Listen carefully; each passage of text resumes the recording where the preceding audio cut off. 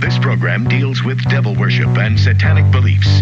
It contains explicit scenes and descriptions of violent crimes and rituals. Americans are asking, who attacked our country? You have declared a subliminal jihad against the United States. Can you tell us why? Everything pertaining to what's happening has never come to the surface. The world will never know the true facts of what occurred, my motives. And night fell on a different world. And Iblis is thinking, I should be getting this position, not Adam, and this guy is created from dirt. And how does the army feel about you being head of the temple of Set? And the conspiracy theorists can say what they will, but I want you to give me power over Adam, and I want you to give me soldiers and minions and all of these things. The people have so much to gain and have such an ulterior motive for putting me in a position I'm in. We'll never let the true facts come aboard to the world. And I want you to be able to give me the ability to whisper into the hearts of mankind. And who was the grotto leader? Don't remember his name. You don't remember the name of a person who involved you in murder? Now these people are in very high positions, Jack. Yes. Welcome back to Subliminal Jihad, episode 260. I'm your co-host, Dimitri. I'm Khalid.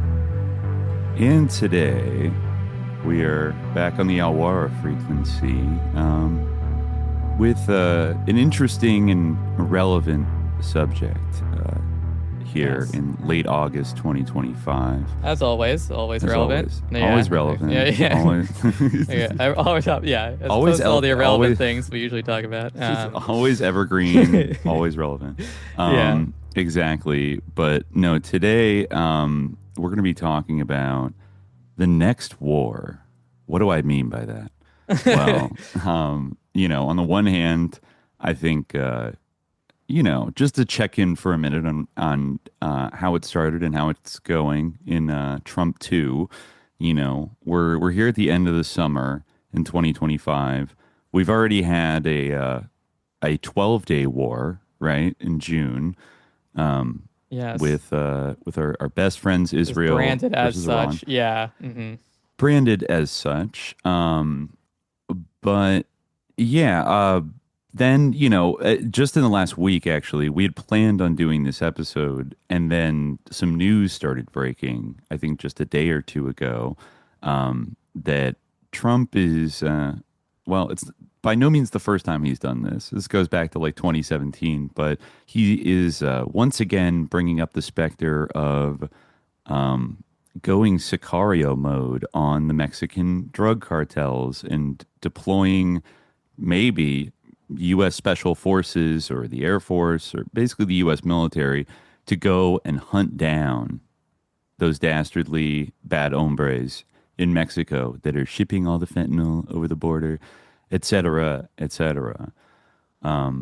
So, yeah, I mean, you've been following this, right, Colin? The steady beat, the steady drum beat. And also, I mean, somewhat disconcertingly happening at the same time as the National Guard being deployed onto the streets of Washington, D.C. Yeah. And I think just today he gave another, bizarre press conference where he was kind of rambling about how everyone in Chicago is calling him up and saying, we love what you're doing. We want you to send the National Guard to Chicago. Yeah. Mm-hmm. Yeah. To drive the crime rate down to 0%. Right. Meanwhile, in my city, Los Angeles, there's still like bandito gangs of like, ICE, like slave catcher squads going around and like kidnapping people from Home Depot parking lots and pupuseria stands, et cetera, out of churches, et cetera. So that's all going on too. There's a big kind of strange military display, maybe a little over a month ago in MacArthur Park, where all these armored vehicles and horseback Border Patrol cops and ICE people were marching around, and it seemed to be like literally for like a commercial or like something they were filming, which kind of gets to the bizarro kind of optics. And it also gets to like, I think the core subject of today's episode, which, I'm going to go out on a limb and say is using the vehicle of literary fiction to Oh, I wouldn't go so far as to call broadcast. it literary fiction. I think I might call it fictional Okay. literature, maybe. Fiction, yeah. Fictional, like techno-thriller literature, yeah. to perhaps broadcast or even help Right. sort of lay out like the groundwork, like the sort of ontological groundwork for future military actions. Explicitly. I mean, I don't think you even need to go out on a limb to say that, or like it's not speculation. Like that is explicit in this book, which is we're going back to the Peter Schweizer well. This is a book that you dug up, which I thought that it was going to be just kind of like Peter Schweizer's projections for like future wars that could happen. But to my disappointment, it is actually like a shitty Tom Clancy-esque novel, but like without actually any like real coherence between like the different parts. Right. Like that's like something that is like a salient to me feature of this book. Yeah. Like, except perhaps for the one just like contemptible figure of President St. John, who just fails. Like he fails to be a strong leader like Reagan and meet the challenge of the moment. He's always like covered in sweat and like he nervous. also seems to serve multiple terms.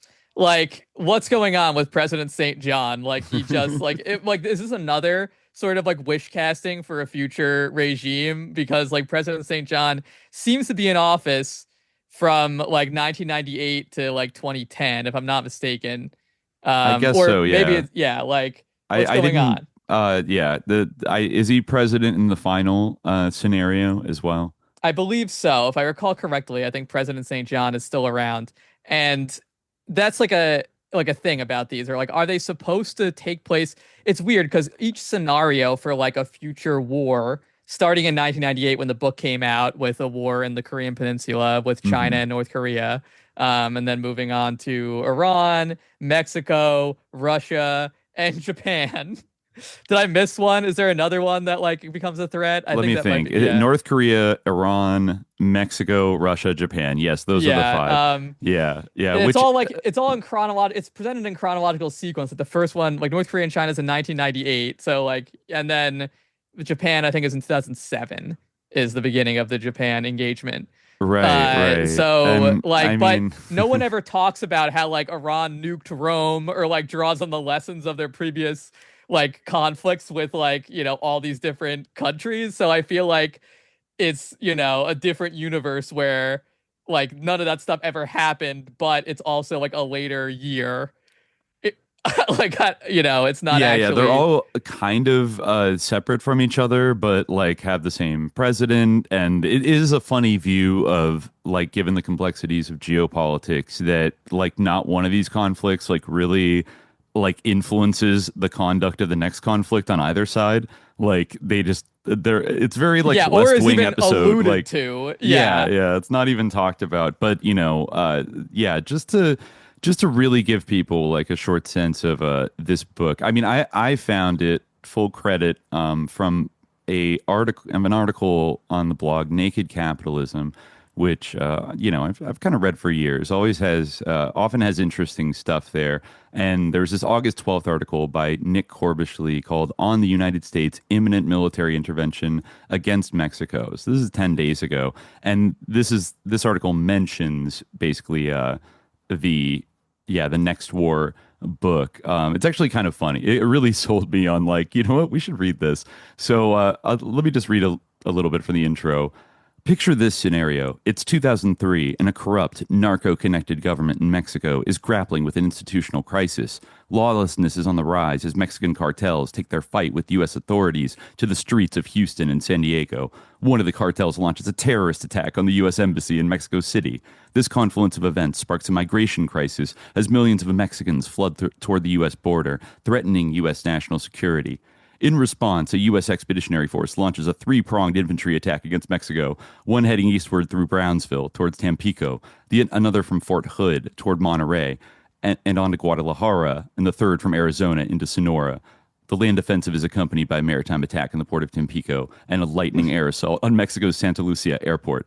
Psychological warfare is also waged to convince the local population that the U.S. invasion is good for Mexico. Sound familiar? At the same time, Mexico's foreign minister pulls off a coup against the sitting president with U.S. backing. Mexican special forces launch an assault on the presidential residence only to find the president has already fled. The U.S. invasion ends with a crippling attack on the last dredges of the Mexican army in the mountains of Zacatecas. Within days, the operation is complete and order is restored to Mexico. The new coup government installed in Los Pinos has already called for new elections, and the cartels are on the back foot, a resounding military success that never happened. However far-fetched this all may sound, it is one of the five post-Cold War scenarios war-gamed by Caspar Weinberger, the former defense secretary under Reagan, in his 1998 book with Peter Schweizer, The Next War. The book was co-written with Hoover Institute scholar Schweizer and features a foreword by Lady Margaret Thatcher.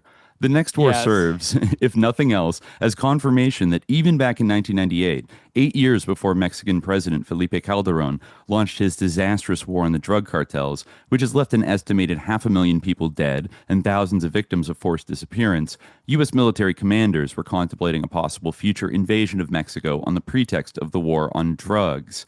And this is also interesting. In a 2009 article on Weinberger's Mexico invasion scenario, the Mexican military general and academic Jose Francisco Gallardo Rodriguez wrote that, quote, Mexico has been in the sights of the U.S. for some time, particularly now that the U.S. is desperate to maintain its global hegemony. Gallardo Rodriguez describes the war on drugs as the pretext by which, quote, the U.S. has historically sought to intervene economically, politically, socially, and militarily in Mexico. So that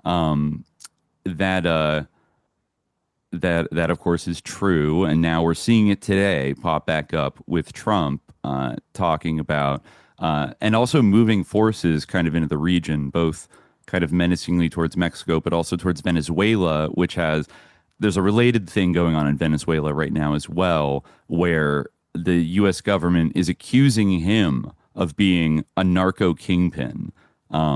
I believe it is, what was it called? Something de las Solas. I'm trying to think, maybe the cartel. The Cartel de los Soles is one of the largest criminal organizations that exists in the hemisphere. It is indicted in the federal courts of the United States, Marco Rubio said. He added that the U.S. does not recognize the Maduro government, calling it a, quote, criminal enterprise that threatens U.S. national security and oil interests in Guyana, referencing ExxonMobil's operations in the disputed Essequibo region. Oh, we'll get back to that today. And so, there's military assets moving down and kind of menacing both of these countries right now. And given how everything's going with Trump in general, I'd say, it's not crazy to worry about such a thing occurring. But I guess we thought it would be interesting to kind of go back to the earliest whispers of this kind of idea in the late 90s, and also look at like some of the other scenarios that are in the next war. Because like you said, there are 5, and kind of see like, have any of these in some way come to fruition over the last, 30 years, basically. And the interesting answer to that is, I think at least 2 of them, to some extent, kind of have occurred, though we have to warn you that like the fictionalization of these scenarios in this book is like a kind of, Tom Clancy at home kind of level of writing. It sucks. There's like shocking like ignorance in this. I mean, I guess it was written like the level of research is like so shitty for a book that is like literally like trying to scaffold like an invasion of these countries. Like, it's unbelievable. But I mean, it like bears mentioning that this book, like as Margaret Thatcher says in her foreword, it does seem kind of like very much intended to like tut the like scaling down of like military spending after the fall of the Soviet Union. Yeah. Like, it's basically like the whole book is basically to like scare up more defense spending. It seems like that is like really like the goal behind this. Like, she like makes it like very clear that like we need to be spending like more money, and we need to be like well aware that like Islamic extremists, ethnically driven terrorist groups, rogue states no longer disciplined by powerful patrons. All these have assumed a new importance alongside the age-old problem of the dictator in charge of an unstable, bankrupt, expansionist state along the lines of Saddam Hussein's Iraq. Wow, it's like, and what would we end up doing? It's so fortunate for them. I'm so glad that they were so worried about us, divesting from our military spending throughout the 90s, and then they just got so lucky in 2001 that this book in some ways became moot for a little while because it's funny, they don't describe like a 9/11 type scenario in this book for anybody who's wondering. But there are kind of, things. It's actually very, very funny, like the way they handle like the Middle East, like in the Iran chapter. Again, like all the events of like the hot war between the U.S. and China, like bear no relevance to. And, like I feel like that is like a very like important detail in a way because like it really illuminates how like there's like literally no consequences at all, positive or negative. It just like vanishes from reality that like we had a massive hot war with China. It's like years later, and yet you know. You mean when we jump to the second scenario, it's like the same President St. John, who is kind of like a pinata for like the feckless. It's almost like he has like, moments of courage. He stands up to Russia at times. That's true. Yeah, he's not totally unsympathetic, but he's kind of like if Jed Bartlett was like a little more like cowardly and like just reacting to situations and like not enough of an activist. Well, that's basically the thing, because like at the end of every chapter, they always like give the in-universe intelligence brief about where they went wrong in the war and like what they could have done. So at that point, like it's obviously this is like a policy prescription for like the present that needs to be taken. Every conclusion is like spend more money, spend more money, spend more money, exactly. like do more, build more. Yeah, exactly. I mean, we get into some kind of, Wunderwaffen, kind of like secret Russian energy weapons, and like, I think in the Russian one, they secretly build like their own kind of a like SDI Star Wars thing, and then immediately start like nuking Europe and like invading.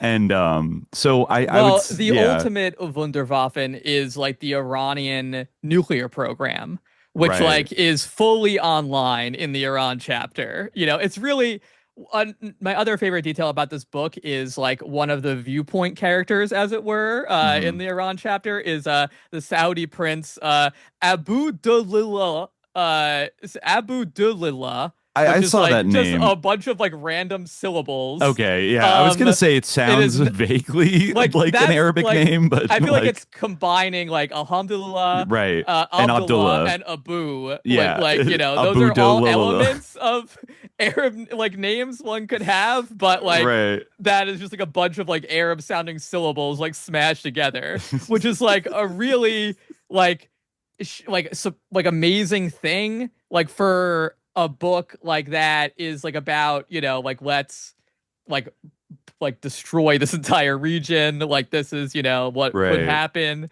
It's like you don't even know like what Arab names sound like why can't you just like look up, why can't his name just be Abdullah? A Saudi Prince Abdullah is not a far-fetched idea. Why is his name Abu Dulillah? It's almost like a racist. It's almost like this weird like just kind of like backhanded racism, even though the Saudis are portrayed as like good and moderate, which is like very funny. And like also like I just thought about this, like this character, if there was anybody that he would have been based on in the late 1990s, because think about it, like he's portrayed as very moderate and sophisticated and like understands the West because, I think he was educated in Britain or something like that. And he also like he eventually became an Air Force, like a commander of like the Air Force, and was like a fighter pilot. And I believe that is also very similar to the background of Prince Bandar bin Sultan, Bandar Bush.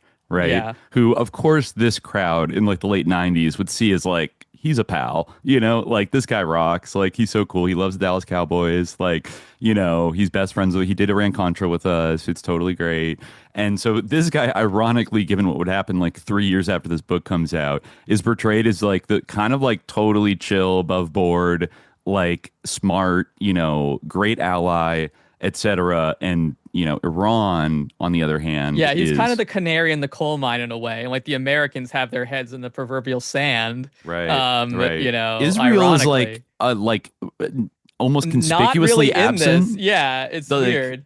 Yeah, it's kind of like they almost graft on like the way they feel about Israel to like how they feel about like Abu Dolalila or whatever, and so he's like a combination of like Israel and like Bandar Bush kind of. This is like before I feel like the calculus like changed. I mean, things have like changed, like this is like a whole topic, like but the positioning of like Israel in like the consciousness of like the American intelligence and like security state has changed like since 9/11. I mean, I guess Netanyahu said 9/11 was, quote, great for a reason, like it has kind of, I mean, it is funny. Like he does name like Iran and Libya as radical producers. Right. Yeah. Gaddafi and Iran are always they're always trying Libya gets name dropped. Yeah. To use oil as a weapon against the West to maximize profits and gain leverage over major industrial powers. How unseemly. God forbid that they should want to maximize profits. Like what country would ever want to maximize profits from its oil industry? Like certainly not the U.S. Yeah. But moderate Arab states. I love like the use of moderate here. Like I'm not like doing the thing of like these. The real barbarians are the Saudis, like, stupid, like, pea-brained, like, but it is funny how, like, the word moderate, like, is used basically as, like, compatible with the U.S. regime. Like, it doesn't actually graph onto any, like, of course, like, the actual, like, differences between Libya, Saudi Arabia, and the UAE, and Iran, etc. Like, all those, like, they don't really, like, map onto, like, moderate versus extreme at all. Like it's much more complex than that, but like by what they mean by moderate is just like modest oil prices and stable markets. It's amazing how like universally applicable that is. I'm thinking back on reading like almost like I shouldn't have been shocked, but it was mildly shocking, like an article from a couple years ago about how the U.S. State Department under Blinken and Biden was increasingly concerned about the rising radicalism in AMLO's government in Mexico. And he was taking increasingly radical steps and blah, blah, blah, blah, blah, radical. And it's like, he basically is like, like a kind of a left populist that, was increasing business ties with China and also, standing up to, resisting whatever the U.S. wanted to do. And like, that's enough. You can stop there. Like, say less. Like, okay, they're opposed to whatever the U.S. wants them to do. And, whatever orders have been given. And, because he has the temerity to, say no, though, not to like over determine it. Like he's cooperated with a lot of things, too, but not enough for America to feel like he's moderate. You know what I mean?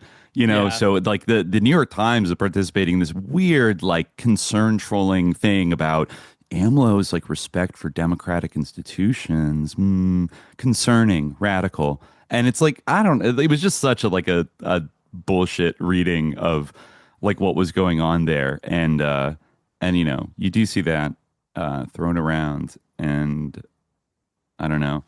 It is, but I mean, also what's funny in this book is that like the depictions of foreign countries are so like one-dimensionally radical that like bears no relation to reality. Yeah, it's like I don't even want to like take. I mean, maybe I do. Maybe it is worth it to like read like this like part this sort of chapter that at the beginning of the chapter that follows Prince Abdullah.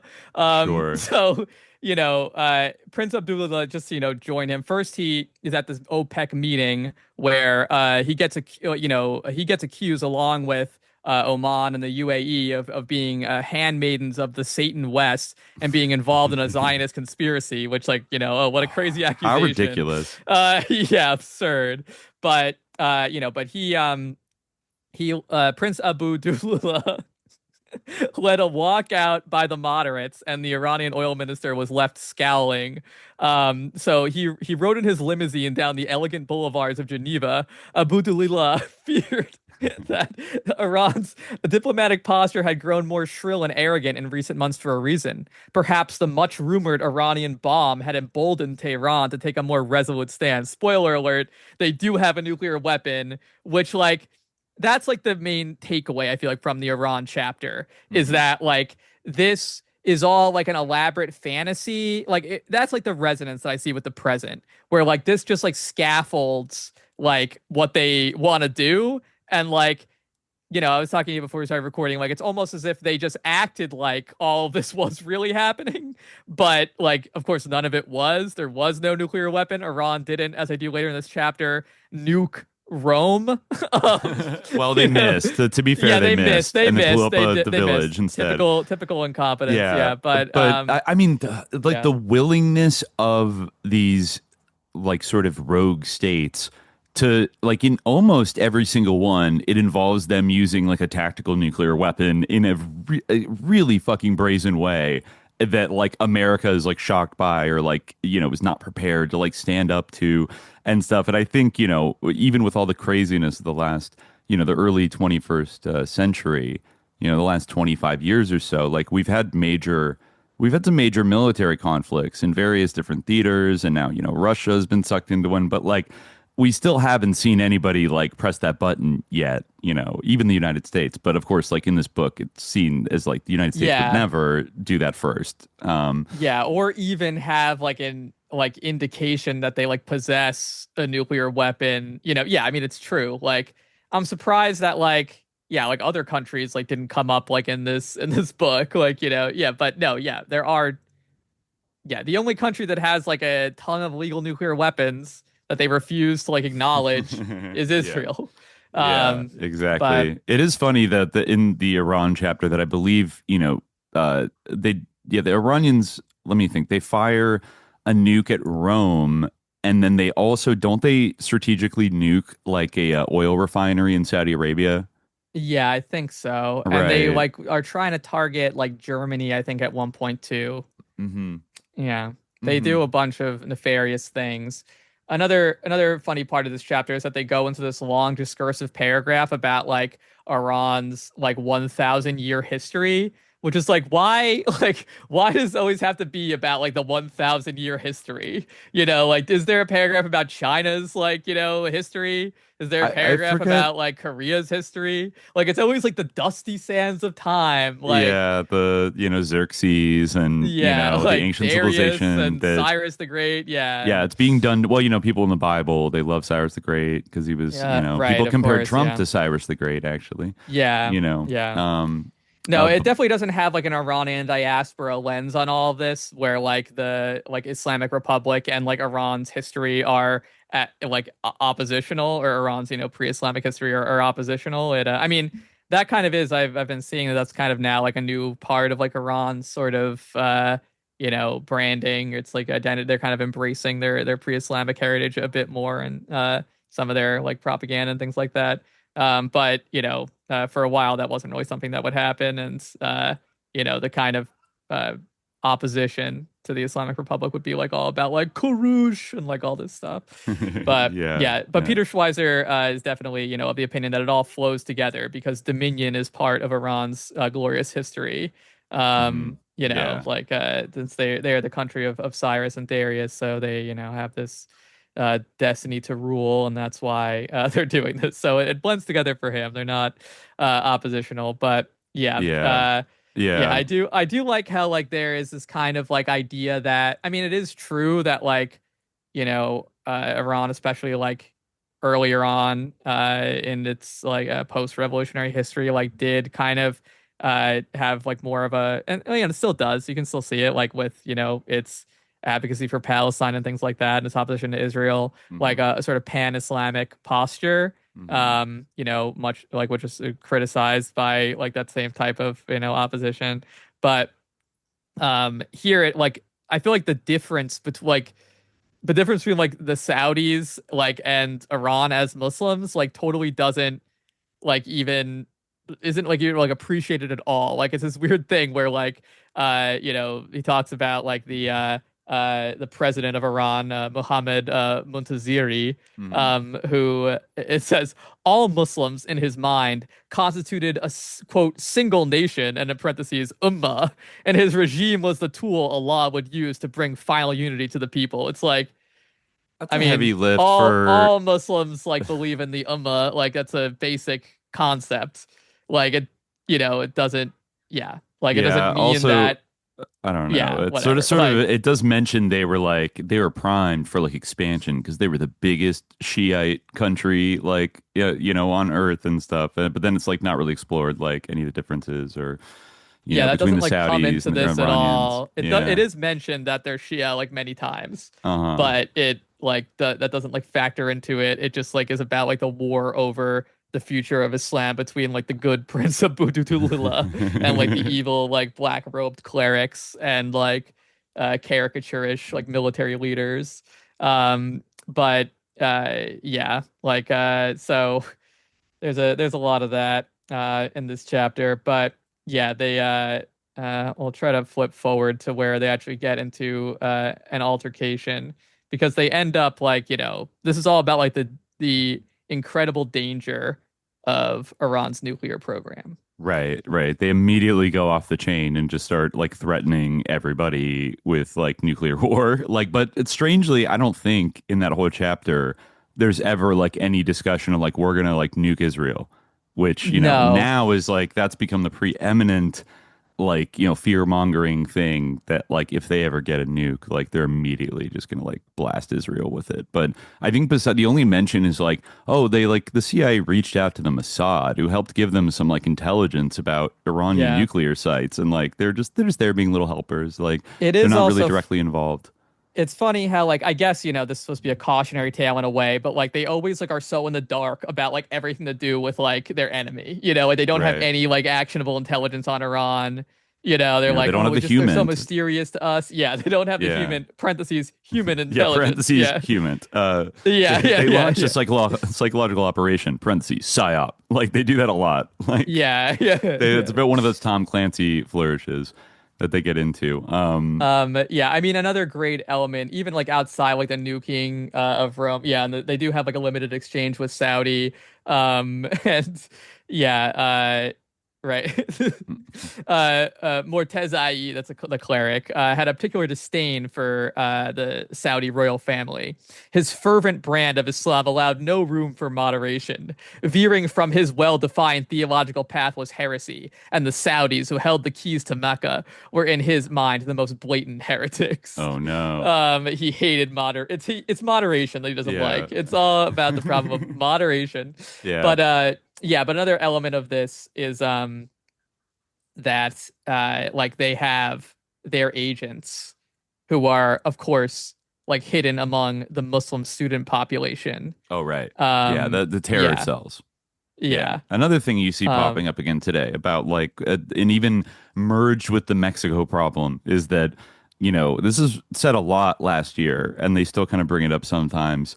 Though they haven't produced with these ICE raids, they've yet to produce like any of these mysterious military age males that come from every country that has a problem with us. Like Trump would be like, there's Iranians, there's Chinese, there's, North Koreans, like people from Africa, like they're all just coming in here. And, like implying that they're setting up like sleeper cells to like do a horrifying terrorist attack. Like so far, I don't think they've caught anybody that fits that bill, but doesn't stop them from this is the closest dreaming about it. This is the closest you come to like a 9/11 scenario, actually, because this is actually a good kind of scene that they have here where you really see kind of the mustache twirling from Mohsin Reza. I feel like there's the gratuitous like apostrophes and stuff in some of these, but anyway. Mohsin Reza, I forget exactly what role he is, but I guess his time in Lebanon had served him well, so I guess he trained with Hezbollah. We should not concern ourselves with this matter. The question of whether Americans will retaliate with nuclear weapons. Mm-hmm. The Americans will choose to respond as they like. Instead, we must concern ourselves with blows we must bring to bear against this great Satan. We must take the war to them. How so? As a tense Montazeri in a veiled desperation. We deal with the Americans the same way we dealt with the Saudis. Our fighters will bring the war to their streets and the cities. We cannot strike them from the air, but we can hit them with power from our invisible legions. No. The president nodded, encouraged for the first time since the airstrike had been launched. Yes, of course. Continue. Yeah, we should talk. Well, the airstrike is basically, what we've seen recently, but we'll talk about it in a sec. But yeah. Reza described in intricate detail the cells to place in the United States, the cells in place. There was Tashayu Sork, red Shiism, which is obviously not what that means. No, honestly, I saw that and like they predicted they pre-made a caricature of subliminal jihad. Like a red. Red Shiism is a thing. It's a book by it's a Ali Shariati. Yeah. Does it have some connection to like socialist? Merging basically. of ideas with kind of I don't like it's like it's weird, like they don't seem to like know like what any words are. I remember that they used the word like Ithiagara or something, Ithagari, and they used that to mean like lovers of martyrdom, when it just means like devotees, They don't really seem to like know what any words mean. They didn't have like access to a Persian dictionary. So like, they have like a kind of like a verbal noun, like anyway, whatever.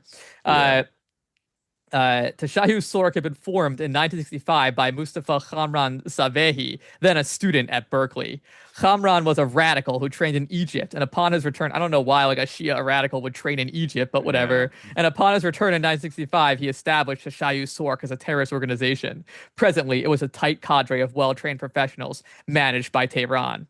There were also cells built by Vivak in the United States. I don't know why they don't just call it Savak. Like, I don't get, but whatever. Like, why is it not Savak? I mean, 1965, first of all, like, wow, really get in early on 60s radicalism. And two, like, that's 14 years before the Iranian Revolution. So, like, this guy was just, like, freelancing and then was like, oh, word, like, a government that matches my politics. I'm an ally with them. Like, very unclear. Yeah, I don't.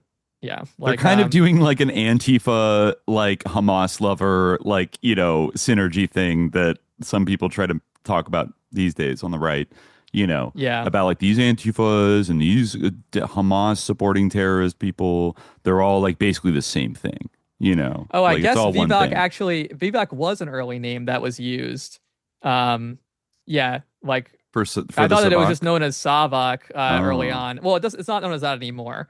But I thought that it was just known that, like, at the time. But I guess it was known as Vivak, like, occasionally. Oh, or was that, like, the foreign, like, the overseas contingent of it? Kind of well, like... after the Shah fell, like, Savak, like, kind of was, like, transformed, like, gradually. Yeah, of course. Yeah, but, like, it was kind of, like, just, like, transitioned into, right. Yeah, they called it, like, Savama, I guess, early on. But anyway, so they have they're big fans of like term here is Vivak. I also like this, especially given like the milieu that Caspar, Weinberger, and Peter Schweizer kind of run in, that whole Reaganite Hoover Institution crowd, that like they're always very fixated on like false flag, like spectacular false flag terrorism, but like they always attribute it to like the enemy doing it in the in all of these scenarios. So like that definitely it even happens in the Mexico one, like basically where there's like riots on the streets of Houston, that are somehow connected, and in the North Korea one, that one's kind of funny because it's like a Chinese general goes to Pyongyang and meets with Kim Jong-il, and Kim Jong-il is like, I'm gonna take over like South Korea. Like the time has come. Like we've made the plans. Right. Which is kind of funny given that like this is supposed to happen in like the late 90s, and like they were dealing with a famine and the collapse of the Soviet Union and like had a pretty rough decade. I guess they were also like making moves to get nuclear weapons. I forget if they like expressly have. I think they do like have a nuke by the time. That's why they're so bold. And they basically invite the Chinese general Hu to come to Pyongyang, and then he gives him like an evil speech about like, now is the time, comrade. Like, we are going to take over South Korea, and now it's your time to take over Taiwan. Like, the imperialists won't be able to respond to us at the same time. Yeah. You know, so then like the Chinese it's funny to think like that's how like Kim Jong-il gives a Chinese general an idea, and then like that ends up with like him going to the Politburo in China and them all being like, you know what? Yeah, let's do it. Fuck it. Let's do it. You know? But there's, I just want to read a little bit from the first chapter, because there's an incident of false flag subversion. It gives you, you know, a little flavor of, you know, the minute by minute.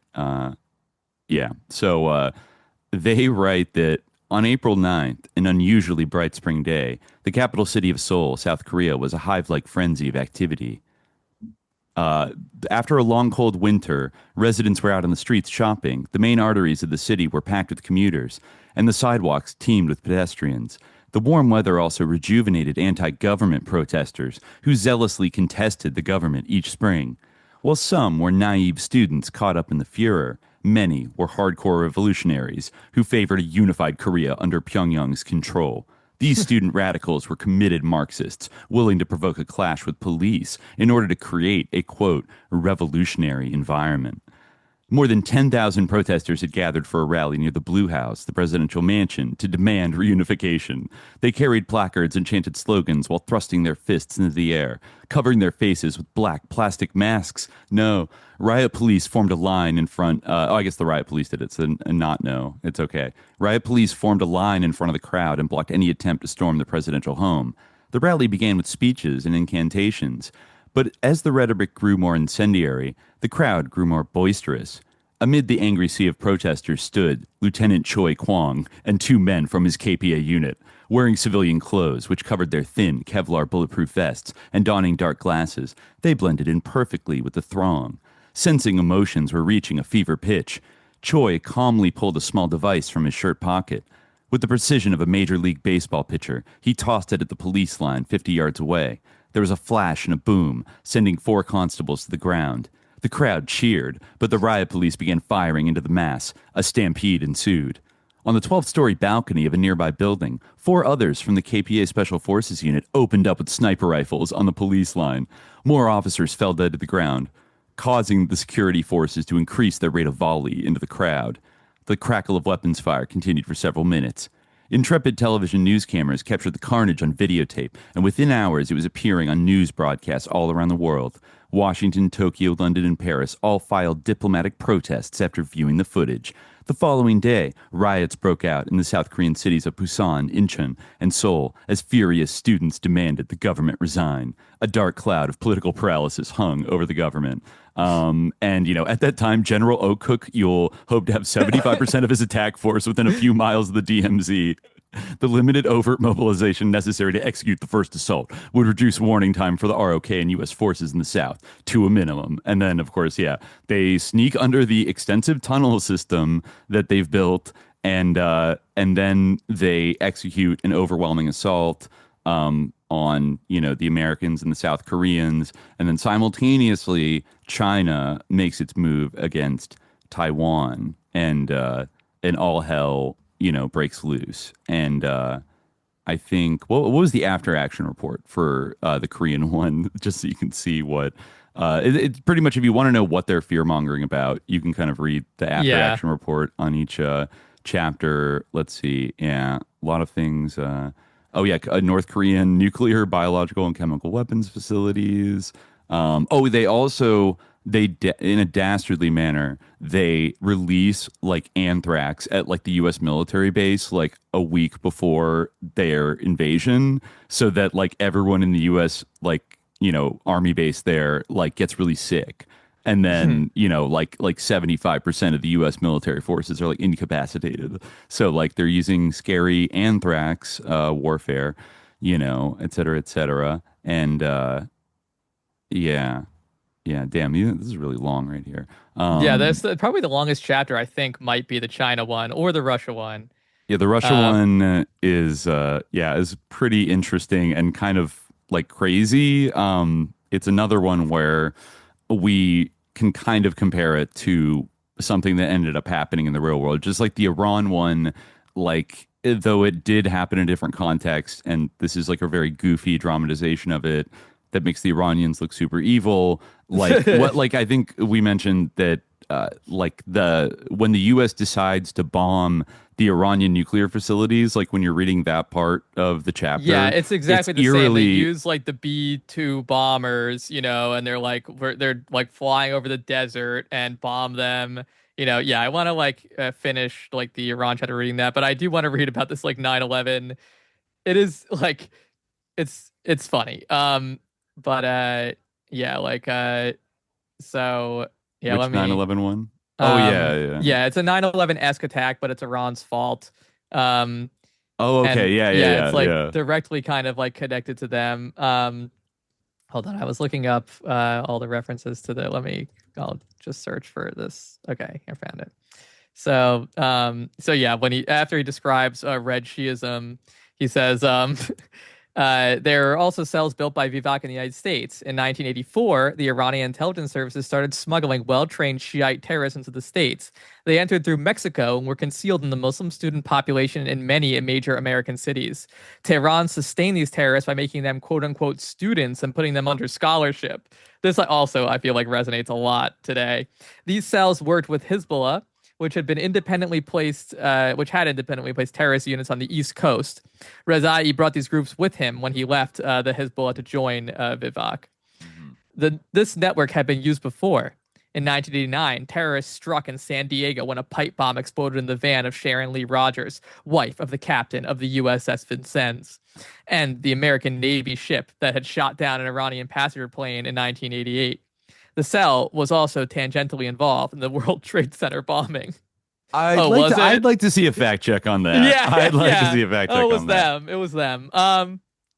Anyway, yeah, who knows? Yeah, and the pipe bombing for that matter. Keep going. Then they just twirl their mustaches a little bit. They talk about how they have a network from Boston to San Francisco to Seattle to Miami that may be activated at any time. Our hidden legions are all prepared to serve as martyrs for the cause. Will only take one phone call to activate them. I love how they sound like they're just really melodramatic, like the bad guys. But anyway, so then they have this kind of long description of special planes they have. I mean, I will read this because this does kind of remind me of Pete Hegseth's sort of glazing of these men who flew these bombing campaigns, and there are amazing military hardware that was implemented, So on the night of July 22nd, a massive naval assault fort steamed north into the Sea of Oman and then mounted into the Strait. The U.S. Marine Corps' first MEF was aboard a transport with a collection of cruisers and destroyers and escort. The carrier USS Nimitz stayed 100 nautical miles back, close enough to provide the needed air power, but out of range of Iranian missiles. As the force pressed north, OH-580 Warrior attack helicopters, secretly based in Oman and operated by U.S. Special Forces, attacked the waters around the small islands to eliminate any attack speedboats that might be in the area. Developed under a, quote, black military program in the 1980s, the Warrior's rotor blades are specially contoured to dramatically reduce noise. It makes achieving a surprise a near guarantee, especially at night. Inside the narrow cockpits, the crew wore protection against chemical and biological agents.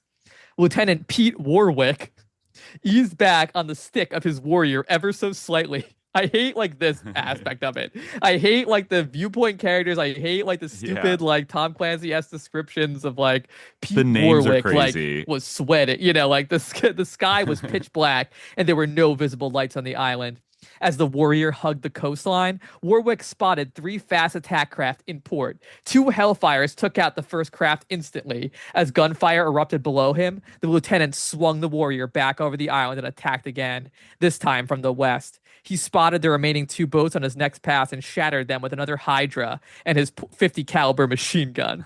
For nearly 2 hours, more than 3 dozen Warriors peppered Iranian targets with missiles and heavy machine gun fire.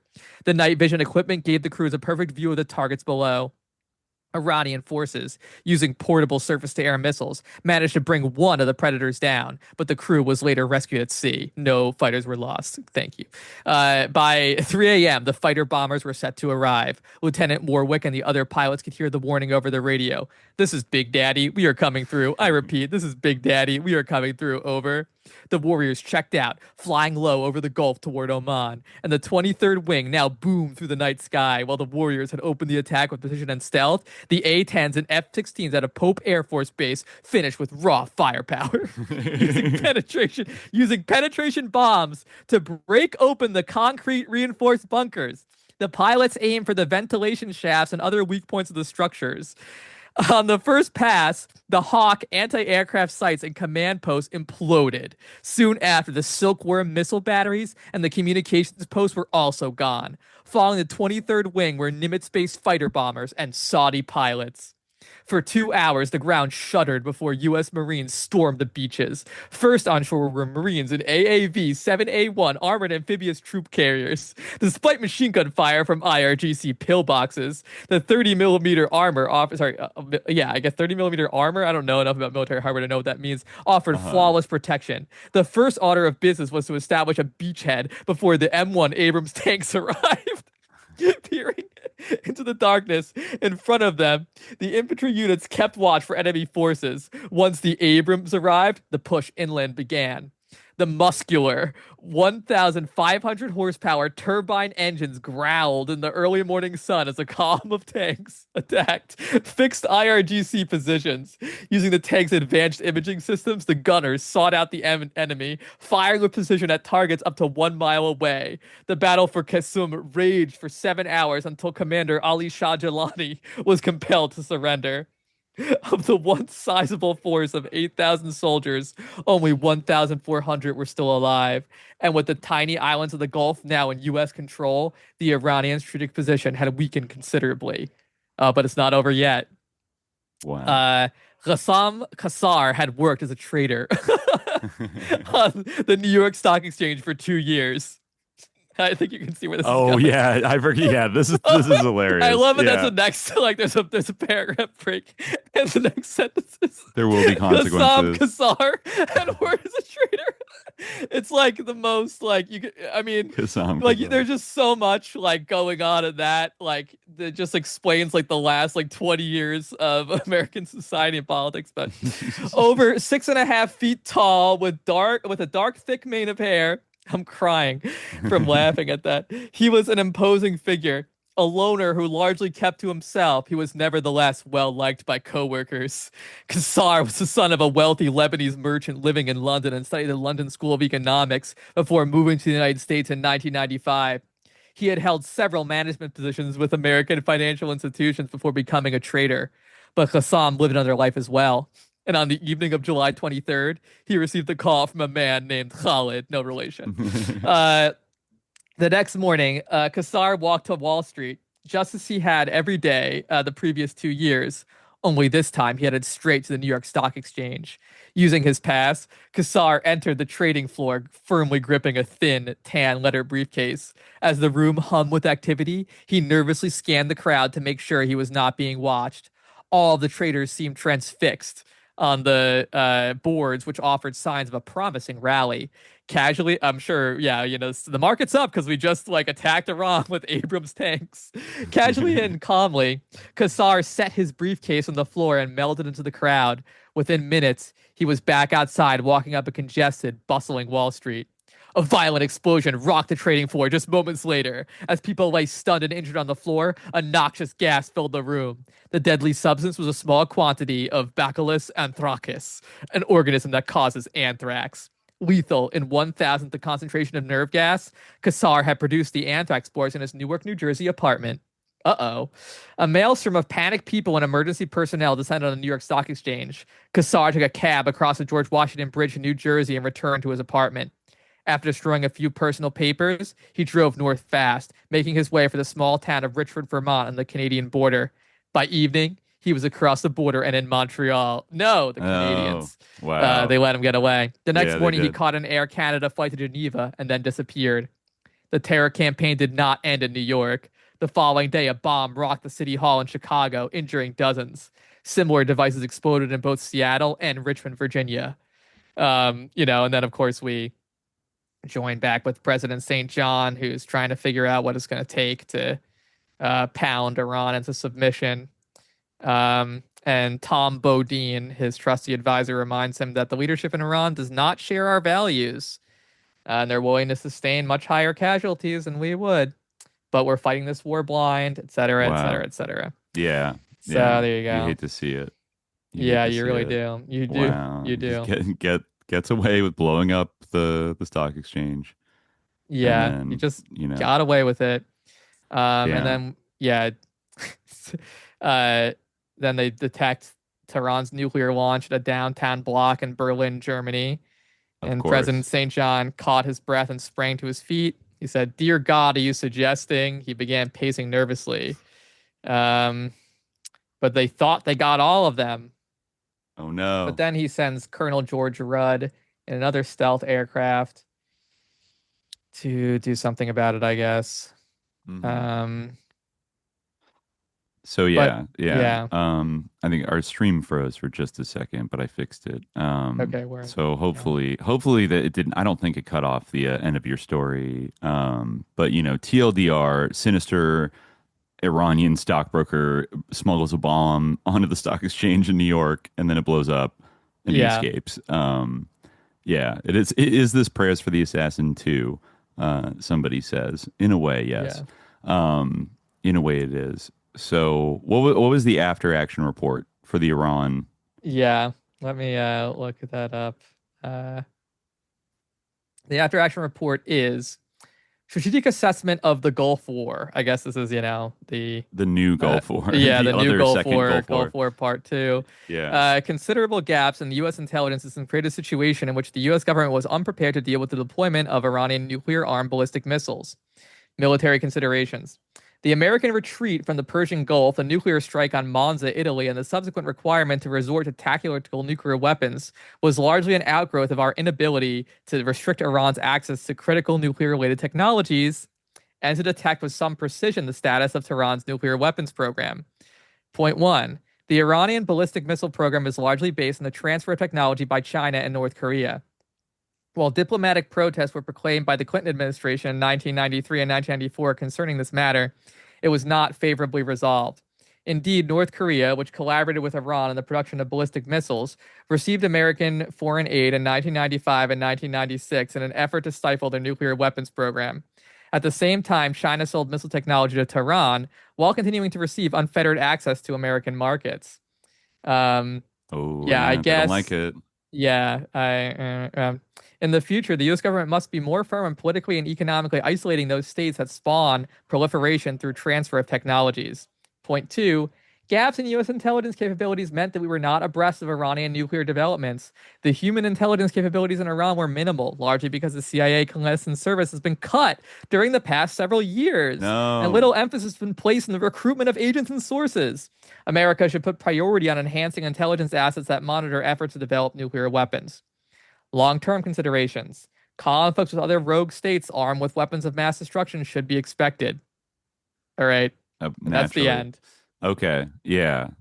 They bring up a few times throughout the book. They're very critical of the scaling back of the CIA's, sources in the 90s, and I think they even bring up as an example of this that kind of has echoes of like gutting U.S. aid and other things like that, where they brought up the CIA spending millions of dollars studying like the receding, the receding of Lake Victoria in Africa, stupid, what the fuck, we should be recruiting spies, and it's it makes sense that they would study ecological change and how it would impact or destabilize certain countries they wanted to fuck with, it's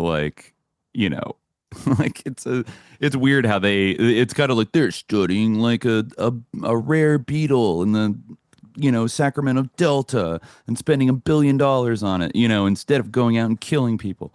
It's kind of like this dumb or one-dimensional kind of argument. But I was trying to remember, it's not clear where I see they bombed right between Esfahan and Qom, right outside Tehran. That's where they did the tactical nuclear strike.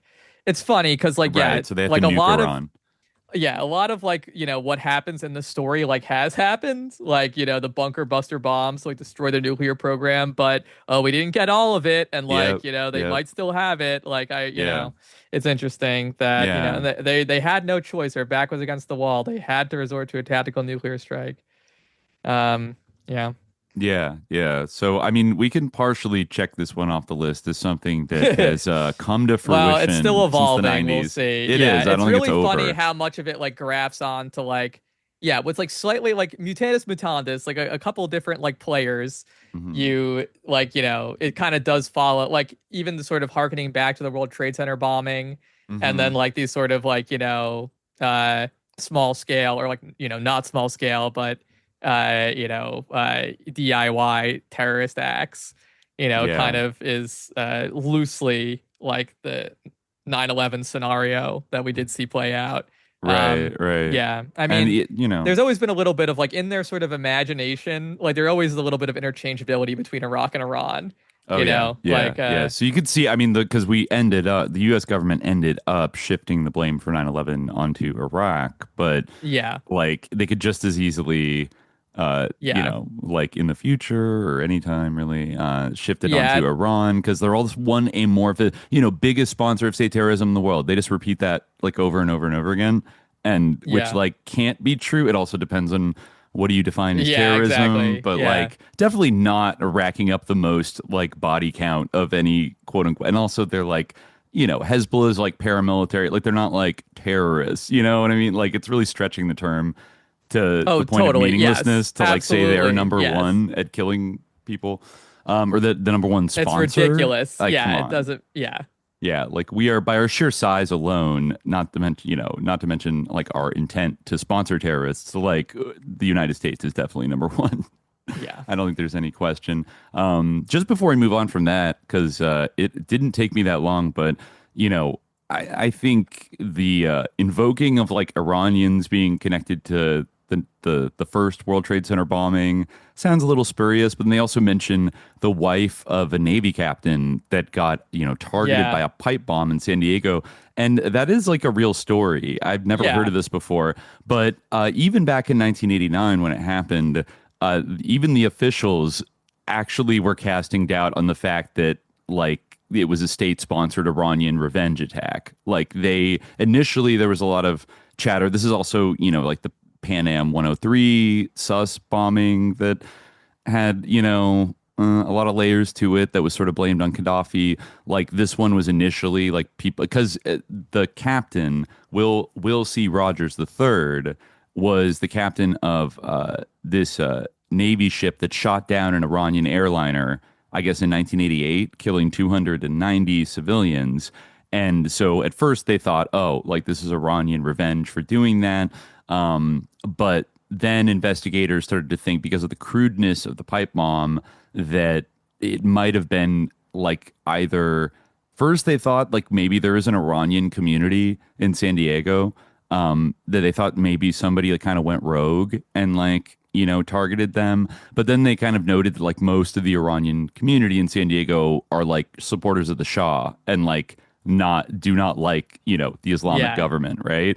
So that seemed a little bit like contradictory. They even, didn't rule out eventually. I think the latest, maybe LA Times, they're calling a bomb expert.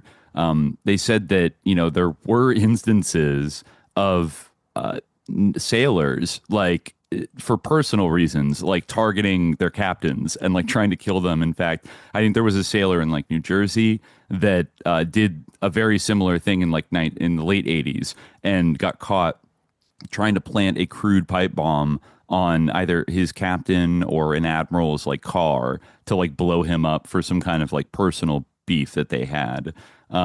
So at least, a lot more murky than they're presenting in this book. And there's even weirder stuff. There's like a Time article called "The Exile of Sharon Rogers." Sharon Rogers is the wife that jumped out of her van when she heard like a clanging, and then jumped out of her van, and then it like exploded. It was a heat activated pipe bomb. And this article kind of talks about how like there was a bunch of like naval investigative service people like swarming over San Diego after this, and she was constantly watched by 4 bodyguards from that. And she's wired for sound that the security services can listen to all of her conversations. But then she was also made to feel like an outcast at the school where she taught for 12 years, which I guess was the fancy, I think, La Jolla Country Day School. And I guess like people like shunned her kind of for being like dangerous, like because she was going to be a target of like terrorism. So everyone like was arguing that she should stay away for the safety of the students. And like somebody said, the mother of one of her students said, "I don't think children's bodies are the appropriate weapons to be used on a frontline offensive against terrorist attacks." So it caused this whole like weird, it like overturned her life and shit. But like, it's definitely like far from proven that the Iranian government was like going after them. In fact, the LA Times said that terrorism was ruled out. Right, I think is in March 15th, 1989. That was like the most recent article where they had an ATF this one's expert. From March 7th, 1991. Oh, interesting. Alan I didn't see that one. Abramson in the Los Angeles Times says authorities have shelved an investigation into the bombing of a van. Former skipper of the guided missile, belonging to Will Rogers, former skipper of the guided missile cruiser Vincennes, and have all but ruled out the possibility that terrorists planted the bomb 2 years ago. Sources have told the Times. Sources confirm what they had hinted at before, that terrorism has essentially been discarded as a working theory in favor of the notion that the attack was a result of a personal grudge against Rogers or his family. Because the attack was aimed at a van owned by Rogers, it whipped fears that international terrorism had arrived at U.S. soil, and it sparked an intensive investigation by FBI, Naval Investigative Service in San Diego, and the Bureau of Alcohol, Tobacco, and Firearms, and to a lesser extent the San Diego Police. Investigators believe the bomb may have been planted by Iranian extremists seeking to avenge Captain Rogers' order in July 1988 aboard the Vincennes to shoot down an approaching Iranian airplane that turned out to be a civilian jetliner. He was just so stressed he had to kill 290 people for no reason. He was exonerated because it failed to respond to repeated warnings. All right. Yeah. Blah, blah. Yeah, but anyway, so four sources familiar with the investigation that told the Time at the virtual halt in the probe. They also stated more emphatically than they have in the past that the focus of the case has shifted away from suspicion of terrorism. So. Wow. And they both passed away. Mrs. Rogers, Sharon Rogers in August 2024 and Captain Rogers in June 2025. And I guess as of 2003, they basically said that that the case was just like there's no leads, unsolved, and they gave up on it. This is kind of juicy. The Times reported the investigation was turning away from terrorism and attention was being focused on 2 American men, brothers with ties to Southern California. Investigators zeroed in first on H. George Marksmiller, an out-of-work Eastern Airlines pilot who was in the midst of a bitter divorce. Will Rogers was listed as a witness in the Georgia divorce case, so the divorce was concluded without Rogers' testimony. Marksmiller contacted the FBI in 1989 with allegations that Will Rogers was involved sexually with a friend of Marksmiller's wife. Marksmiller alleged that the affair provided Will Rogers with a motive to kill Sharon Rogers. Damn. That's interesting. Also, Eastern Airlines is kind of one of those interesting kind of airlines. Like, not as blatant as some of the ones that were set up in like the Golden Triangle, kind of like trafficking CIA airline area. But I think they do have some like sus connections to being. Because it was kind of like a financially troubled, like weird airline. I think there was actually there was a crazy crash that I think there's a book about it in one of the countries in South America it might have been in Lima because it was like that has an extremely high elevation airport and like it crashed and there was kind of like a lot of mystery around it. But yeah, but also, you can't rule out good old fashioned U.S. military infidelity, causing people to kill each other, to launch gladio plots against each other out of personal vengeance. And you could see how they would probably not want to share that or air that in public if that were the case. But I guess that guy who accused him of that failed the lie detector test. It would be crazy if it were him who tried to kill his wife with a car bomb. That would be wild too. He was obviously there was something wrong with him. He gave an order to shoot down a civilian airliner thinking it was like a hostile F-14. Yeah. Like, so, this guy inside. He's on record as like a murderer, basically. So, I mean, I don't know if he's capable of that kind of premeditation or whatever, but... Yeah, I'm not sure. He was in Iranian territorial waters and was engaging in small arms combat with several Iranian surface craft. And then they received a report that one of its Seahawk helicopters had drawn warning fire during flight operations. And I guess like that...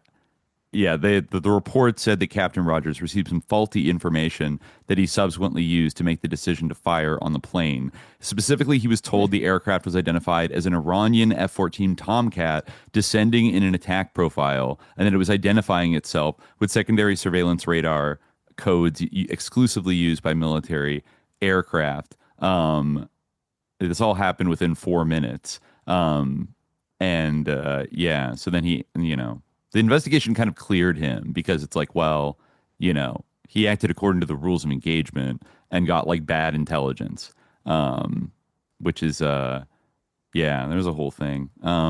But interesting. Yeah, very interesting. Still unsolved to this day. Yeah.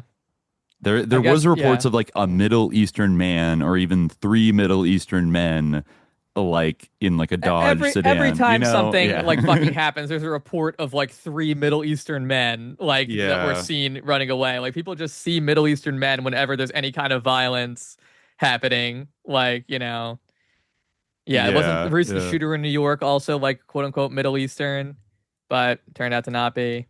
There's always like Middle Eastern men running away from any kind of scene of violence, seems like. Totally.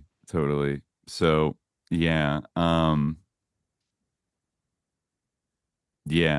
okay. So, interesting.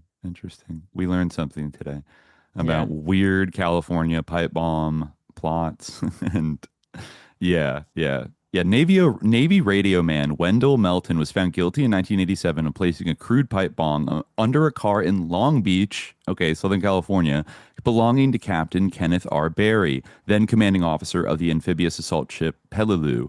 Melton, 23, was a crewman aboard the ship. The fuse on Melton's bomb consisted of a piece of paper attached to a clothespin. It was discovered by Barry before it could detonate, and authorities doubted whether it was rigged adequately to explode at all. Melton was sentenced to 3 years confinement after a court-martial. Interesting. Yeah. So wait, did they bring that guy in and like interrogate him? I don't know. Interesting. Anyways, just another weird little mystery. Okay, well, let's see. Should we move on to another scenario here? We have the Mexican one, which is sort of the most pertinent. And you said the Japanese one is kind of insane. That's the only one I didn't get to read. I feel like the Japanese one, we can talk about it. I feel like it's, I don't know, it might be illuminating. Okay, yeah. You can start the Mexico one. I'm going to run as a Mexico. Hold on. Okay, all right. I'll be right back. Dear listeners, I'm going to grab a coffee for 1 second. Enjoy the music.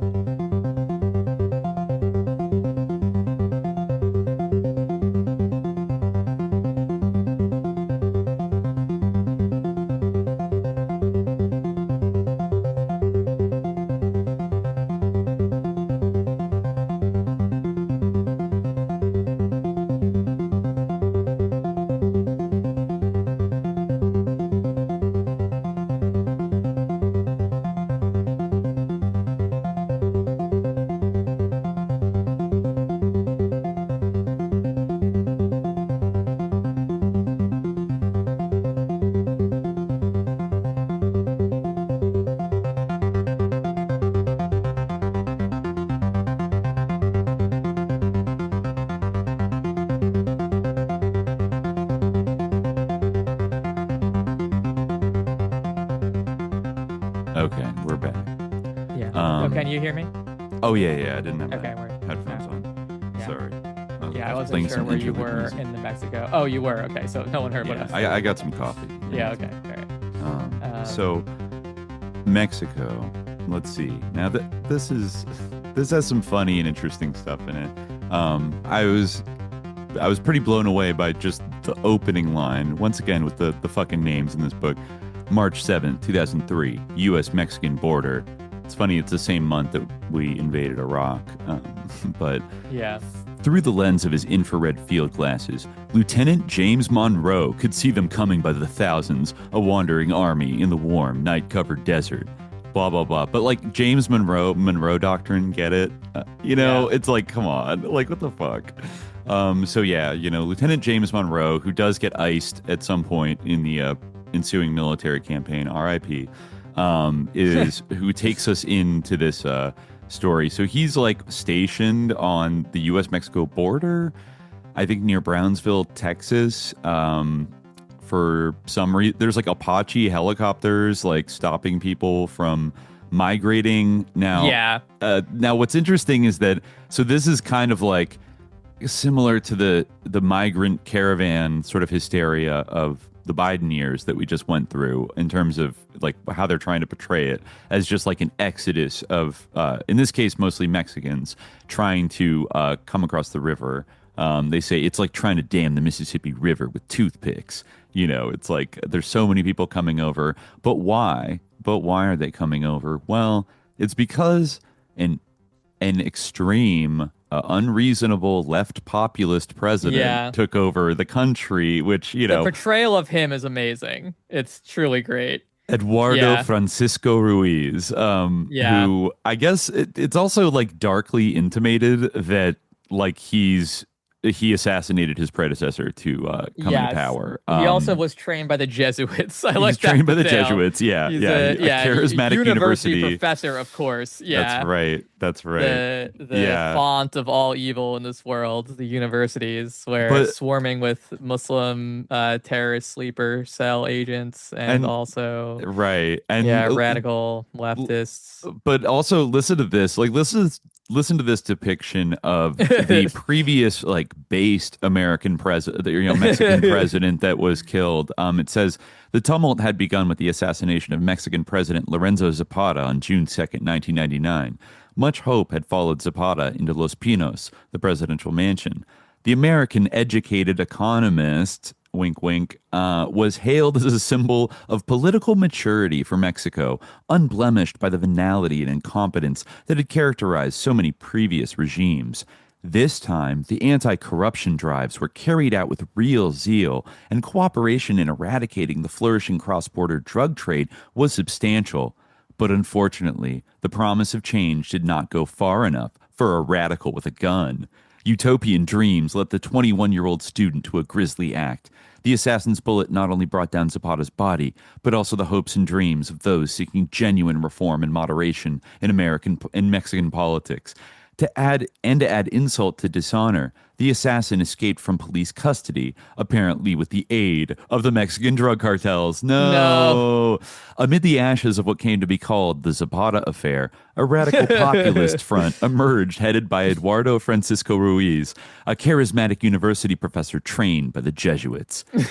I like it. All right. Yeah, like, so this guy, he's he was going to be a priest, but then he decided to pursue politics to bring heaven to this world, not prepare souls for another. A student of both Nietzsche and Hegel, Ruiz was an undistinguished scholar who grew rapidly in political stature. Man. Oh, no. He wasn't even a distinguished scholar. He wasn't. It was kind of like a Gonzalo, this like Gonzalo character. He was a frustrated academic. Yeah. Right. The most dangerous thing. Yes. His National Salvation Front was fueled by a well-financed political organization that included idealistic university students and an enormous reservoir of campaign funds. This really does track into the present moment, because the consistent enemy is university students. Right. Just relax. Antifa students. Why are you trying to kill your own youth? I mean, it's they're dangerous. And but also not only idealistic university students, this also comes back around to what people are saying today, but he was getting an enormous reservoir of campaign funds from a mysterious source. No, we all know what that means. It's like Maduro, chief drug trafficker, right? AMLO must be getting funded by the cartels somehow. etc. So this is he had a bad physical condition, but his political message was simple and doctrinaire. Ruiz condemned the, quote, bourgeois paradigm for failing to solve Mexico's chronic problems. The devil in his political theology was the, quote, gringo who exploited Mexico for his own ends. Could never be the gringo. Proclaiming that Mexico was the victim of other people's follies, he rode to power on a radical nationalist agenda by making effective use of power symbols and images from Mexico's past. Land to the tillers was his cry in the rural areas. Installed as the new president in the fall of 1999, Ruiz brought with him to power equally inept advisors who were also wrapped up with his utopian dreams. They came to be called los científicos, the scientists, because they believed in the scientific method for solving problems. Sounds like Marxism. The trouble was, street wisdom said, they were using people instead of mice for their experiments.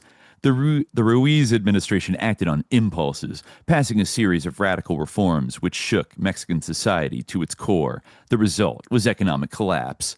The nationalization of the banking and insurance industry, annihilated confidence among foreign investors, and repeated attempts by the U.S. banking community throughout the summer of the year 2000 to prop up Mexico's shaky financial structure failed. Promises of land to the tillers meant the forcible redistribution of farmland and the devastation of Mexican agriculture, triggering an enormous peso crisis. Much hardship followed.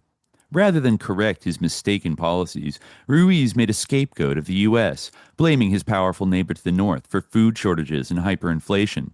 In an incendiary speech in front of Mexico City's Museum of Interventions, which retells the U.S.-Mexican War of 1847, actually, I wanted to go to that museum when I was there. I didn't get to, but it seems kind of cool.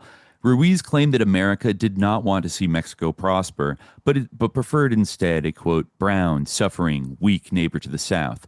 It was a rhetorical storm that would have made Fidel Castro proud. Ooh, okay. So, repeated economic cry, everything fails because he's like a Chavista kind of guy. So then, when the pot finally boiled over in 2002, millions of Mexicans began voting with their feet, crossing the border into the U.S. Illegal immigration had always been a problem, but this was a massive, if non-violent, invasion. A population the size of New York City was crossing the border every 12 months. Every 12 months? Every 12 months, yeah. It was too much. So millions and millions of people were coming over the border, all right. Yeah, so they had to set up something called Operation Eagle's Nest in Fort Hood, Texas. Isn't that the name of like Hitler's hideout? Interesting, funny. So, this is a crisis. All the sectors are just so many people, blah, blah, blah. But let's see.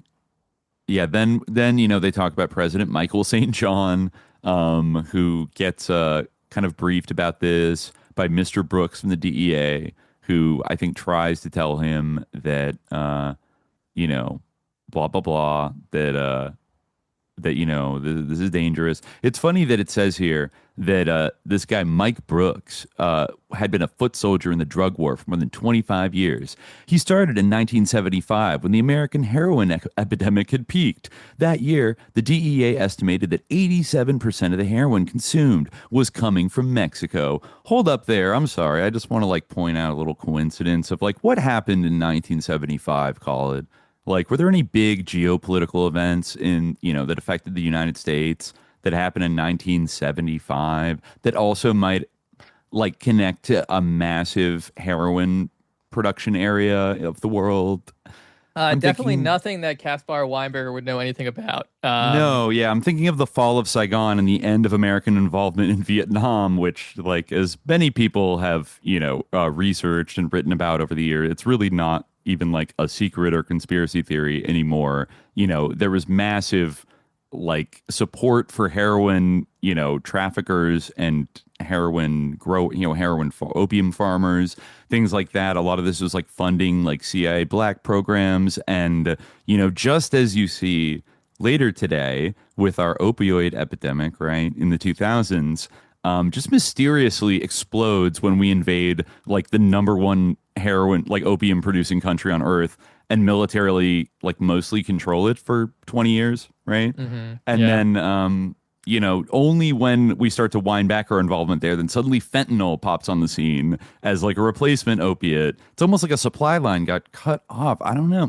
It's also weird. But thankfully, Weinberger and Schweizer like quickly remind us that the DEA estimated that 87% of all heroin was coming from Mexico in 1975.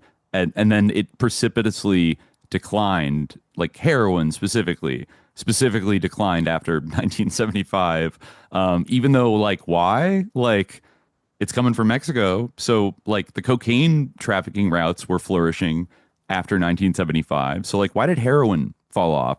Maybe there was a little supply crunch from Southeast Asia, right? So yeah, that's they're floating a lot of funny things like in this recollection of the drug history, right?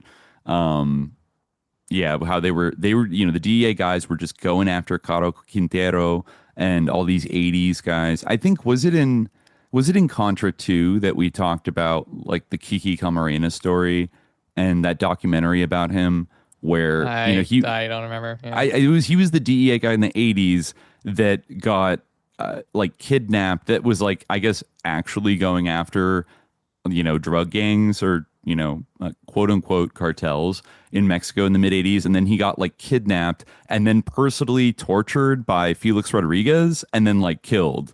And then, it became kind of like a little international scandal kind of thing. But then that like author, ex-cop guy, like Mike Levine wrote a whole book about it. And he was like, Kiki was my friend and the fucking CIA killed him. And he like went on Montel all the time and was like talking about it with Gary Webb. And it was like a whole, and then for some reason Netflix made like a pretty good documentary about it. I'm forgetting the name, like the alias that Felix Rodriguez used, but it was something Gomez maybe. Yeah, like he was involved with like a kind of, there was a separate Operation Condor, kind of separate from the South American one, but similar, that was, a collaboration between the CIA and the Mexican DFS, which was built by the CIA, I think back in the 50s or the 60s. And they were kind of like all engaging in like setting up drug trafficking routes and were in bed with all of the like big hotshot like Mexican drug lords of the 80s. But anyways, I digress. Back to this fictional scenario where we know who the bad guys are, and it's very simple.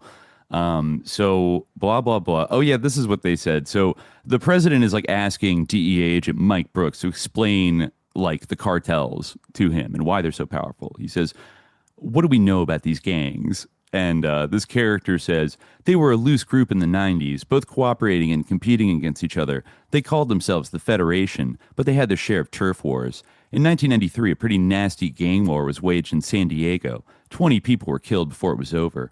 But this time, the situation will be worse. There's a whole lot of money at stake. This gang war will make San Diego look like a frat party. With prices so low, the leaders of the groups recognize the only hope they have of bringing prices back up and gaining a larger market share is to drive the competition out of business. And in the drug world, that means waging a war until the competition is dead. We already have news that skirmishes have started in San Diego, Phoenix, Albuquerque, Houston, and El Paso. The president turned inquisitively to Secretary of State Von Braun, who's often lost in the world of geopolitics. Blah, blah, blah. He says, Mr. President, Mexico City claims to be doing everything they can. We give them $300 million a year in drug eradication aid, but frankly, they aren't very effective. And they conclude, we can't count on them to do much of anything. Why not? Said President St. John.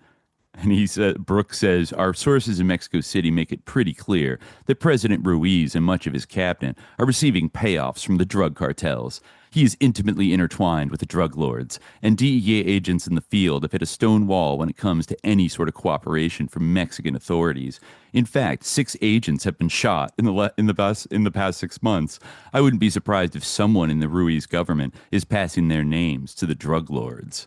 Wow. So, he's totally in on it, but it's like the left populist guy that is deeply in bed, with the drug lords. Not really. It proves how ideologically bankrupt he is, and he doesn't actually believe in anything. It's also like grounds to shut him out of the world, economic and financial system, and maybe send an invasion strike force. But then, moving on here, because this is funny. March 11th, San Diego. In a dark corner of the underground parking lot at Horton Plaza, an upscale and downtown shopping center, two undistinguished figures worked briskly and intently in the back of their windowless van. It's always a windowless van. When the job was complete, occasionally they peered nervously about. When the job was completed, they left the van in the lot and walked cautiously out of the parking garage. Hugging the perimeter, they evaded the glare of the surveillance cameras and awkwardly avoided eye contact with a professional woman in her mid-30s who whisked by. Soon the two men were hurrying down 4th Avenue through the busy gas lamp quarter. They arrived at the corner of Island Avenue shortly after noon and were picked up by a passing car. Within the hour, they were across the border. Booming thunder and a powerful explosion ripped through the plaza with a fury and force usually reserved for a war zone. Thousands of people were thrown to the ground by the shockwave, and a shower of plaster and glass fell on the innocent. 40 feet below, amid the parked cars, dozens were entombed in the collapsed garage. As smoke billowed into the sky, a paralyzing confusion lingered over the plaza. The first sirens were soon audible. In Houston, Texas, Brookhaven had turned into a war zone. The crackle of automatic gunfire, soon joined by a symphony of guns, rang out during the early morning hours. Rival gangs fighting for control of the lucrative Houston drug market exchanged gunfire, punctuated sporadically by grenades thrown into narrow houses along the streets. Most of the combatants were enforcers, poor immigrants paid by drug lords to break the competition. Houston police were outgunned and ill-equipped to deal with the war, so Texas Governor Larry Symington called the White House requesting deployment of U.S. troops to flush out the gangs. By the end of the day, the president agreed. Wow. So yeah, there's just like there's open like guerrilla warfare on the streets of Houston. There are terrorist attacks, just like killing random people in San Diego. It's really like a Fox News nightmare of, the illegal invasion. It's so scary. And so, then they realize they have to do something. They have to consider the military option because President Ruiz is in on all this. It's crazy that like Houston, Texas is consumed by like narco gangs. I guess it's close to the border, it's like close to Brownsville-ish, I guess. Like George H.W. Bush's like hometown basically is like consumed. Kind of fitting. But then, when you have a burgeoning drug war popping off on American streets, the only person you can turn to is, of course, the Delta Force. So they go straight to briefing this guy, Captain Camacho, I guess, who is like a scary one-shotted like Delta Force operator, David Jesus Camacho, who is technically an anchor baby, funny enough, because his pregnant mother walked across the border to El Paso, where he was born. But then, he eventually becomes a Delta Force guy, and he's sent with a team of 8 men, operators who are going to be working in an urban environment disguised as civilians in Mexico City to, kidnap a bunch of drug lords. So I think when we get to, like what might happen today kind of shit, like this is something you might see attempted, right? Mm-hmm. Like sending in these like kill teams to abduct. And I think even like the plot of the movie Sicario in 2015 was pretty much about this, Yeah. Like it's but then, the dark reveal, sorry, spoiler alerts.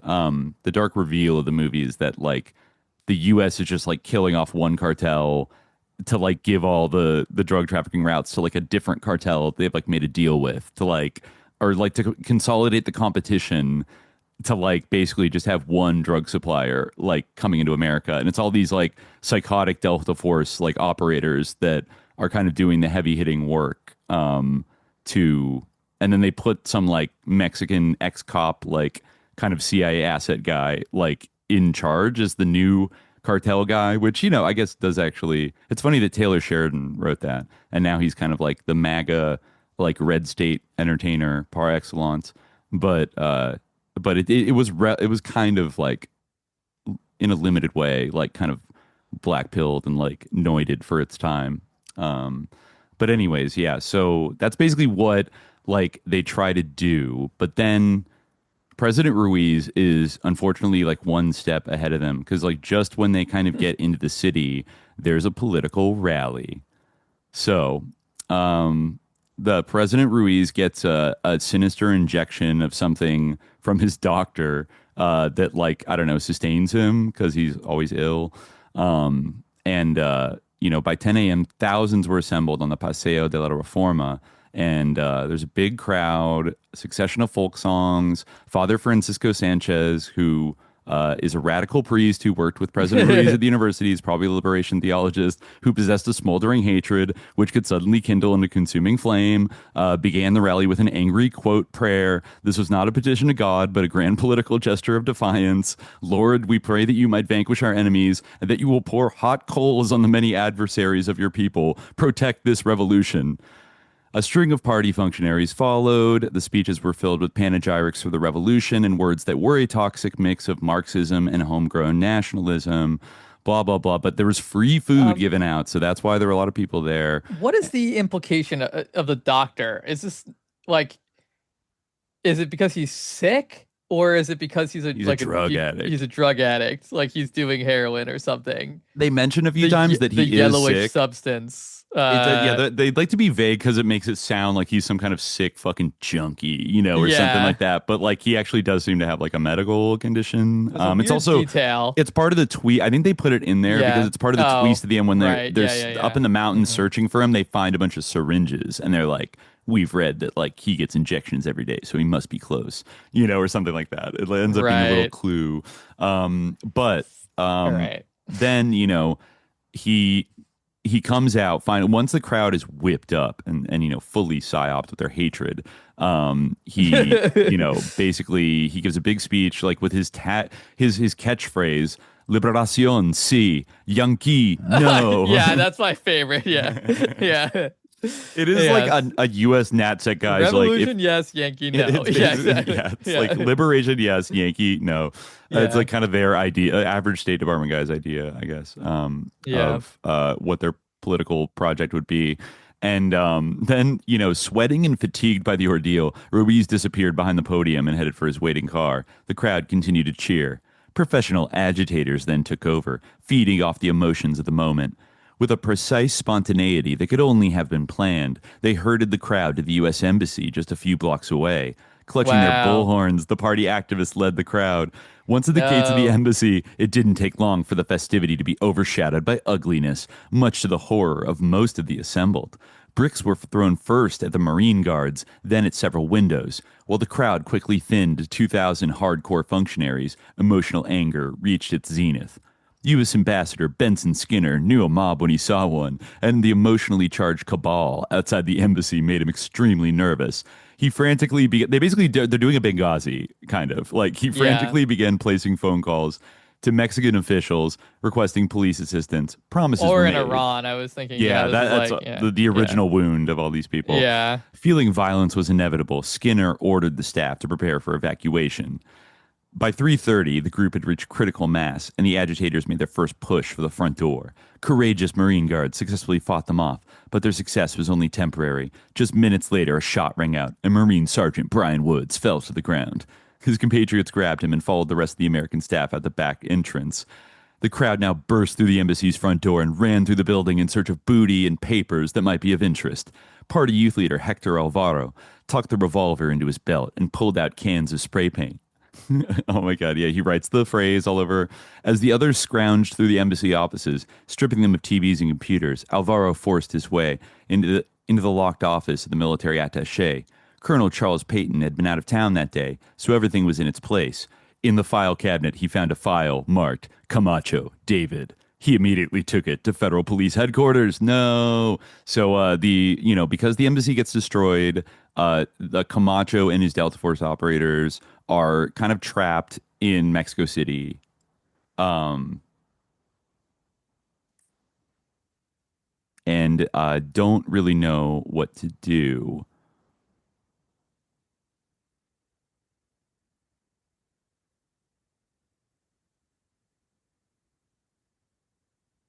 Hold on one second. I think we might have lost Khalid.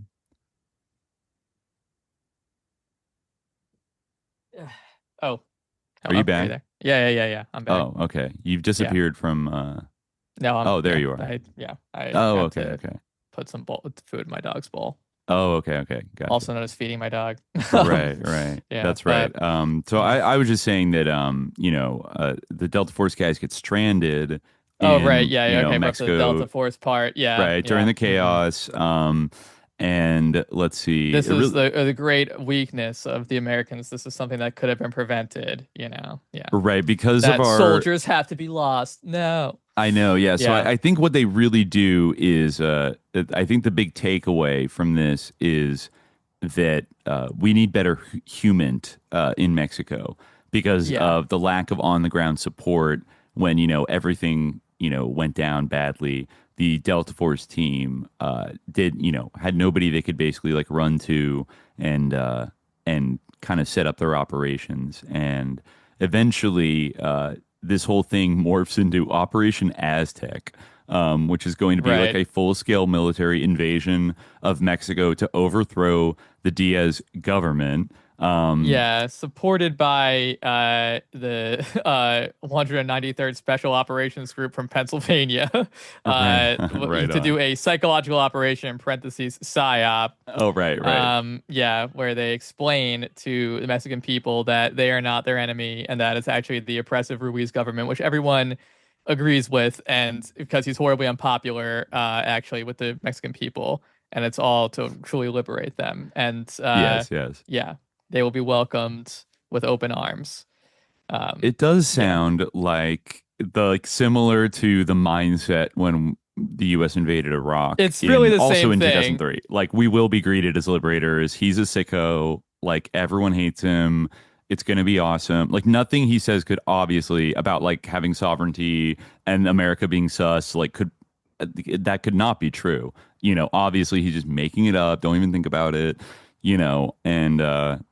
so we had to completely invade him. They jammed all their media outlets and played this message from President St. John. We have only the best intentions in this crisis. The Ruiz regime has caused much abuse, hunger, and suffering in your country. American soldiers have come to Mexico not to harm the Mexican people, but to overthrow the Ruiz government and in its place erect a democratic government that can put Mexico on the path to prosperity. Let me assure you, U.S. soldiers have strict orders to fire only when fired on. If you do not resist, you will not be harmed. If, however, you do fire on American troops, we will respond with overwhelming force. Cool. Yeah, awesome. Yeah, great idea. I know you're like, he has his follies, but he does have several accomplishments, such as managing to, I guess, overturn term limits on the American presidency. And also, like, he does shepherd the country through, like, a war with China, a war with Iran, a war with Mexico, and a war with Russia, and a war with Japan. So you're right. Like, lurking in there is that Trump third term thing, right? Yeah, that President St. John gets to Donald John Trump gets to as somebody earlier said, love the Freemasonic reference. Love the nod to Freemasonry with President St. John. Yeah, it's kind of interesting. So then, there's also naturally, some political subversion happening because President Ruiz, like, somebody leaks, some scumbag leaks the invasion plan to the New York Times, and suddenly it's everywhere. And the failing New York Times got a handle on it, and now of course they're like the greatest liability to the American war effort. CNN and the New York Times broadcast it, and we all know, right. So then but then there's another member of the National Defense Council, or the other two people on it are Foreign Minister Carlos Siquiernos and Army Chief of Staff General Porfirio Madero Cardenas. That's literally like they took the first name of an old president, Porfirio Diaz, and then took Francisco Madero and Cardenas, so I think were later presidents, and just like mashed it into like one guy. It's kind of like, Captain James Monroe. So haunted by history always. But then this description of Siquiernos is funny. We got our little like Juan Guaido figure here. Siqueiros was by far the most pro-American of the group, and his outspoken advocacy of a compromising policy toward the U.S. made him suspicious in the eyes of his colleagues. Born into a wealthy family of industrialists, Siqueiros knew deep down the folly that Ruiz and his band were perpetuating on the Mexican people. His hope to moderate their course was the one thing that kept him in an administration that he secretly reviled. Yeah, so I guess as it, I guess he actually, yeah, he was not. They don't like what he's kind of like speaking moderation, and then Ruiz says, "I do not need a mouthpiece for Washington in my government," and I think tells him to like leave the room because he doesn't trust him. And they say keeping him on the cabinet creates a security risk, which obviously is so crazy and it couldn't be true. And yeah, so he makes him leave the room, but then it turns out that Siqueiros is actually like in touch with the Americans and like then launches a coup. Nice. So like, I don't know, justified maybe to be suspicious of him. He doesn't seem to hide it very well. But yeah, basically, but then also at this meeting, Ruiz decides the only time America's lost a war was in Vietnam. So if they retreat to the mountains and do guerrilla warfare, they could maybe, you know, beat the United States Army going in there. So then, you know, there's a map here of Pentagon's operational plan for the liberation of Mexico, which envisions like 3 army divisions like attacking simultaneously, or actually, you know, and a 4th one, amphibious assault in the Caribbean. It describes, the PSYOP that they launch that, you know, assures them not to fight, which seems to like work. I mean, like, also, this is real like wish casting, I think, on the part of these authors, being that like Mexico is just like, thank you, like, and everyone deserted the army. Yeah, you know, and I mean, there was it actually because communist policies don't work, and they just make everyone poor, and the only way to be a well-off, prosperous country is to cooperate with America and its agenda. So, which is, I guess, I don't know, like just to be rich and for no one else to be able to maximize profits.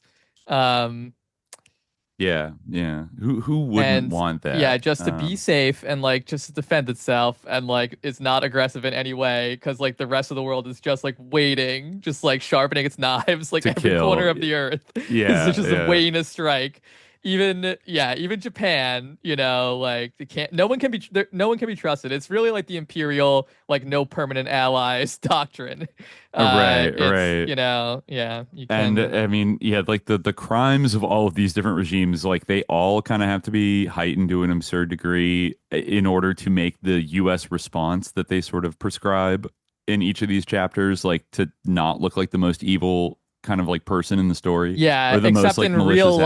life. It's just like, in the book, like it's like justified in some way, but like when actually like this stuff is like done, like it's never going to be justified. It's always going to be like grossly disproportionate.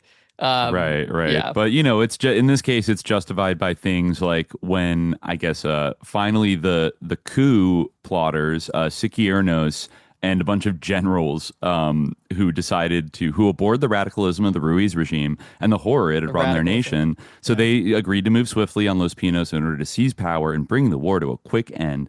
But then the dastardly Ruiz had fled already to the mountains to do a guerrilla campaign.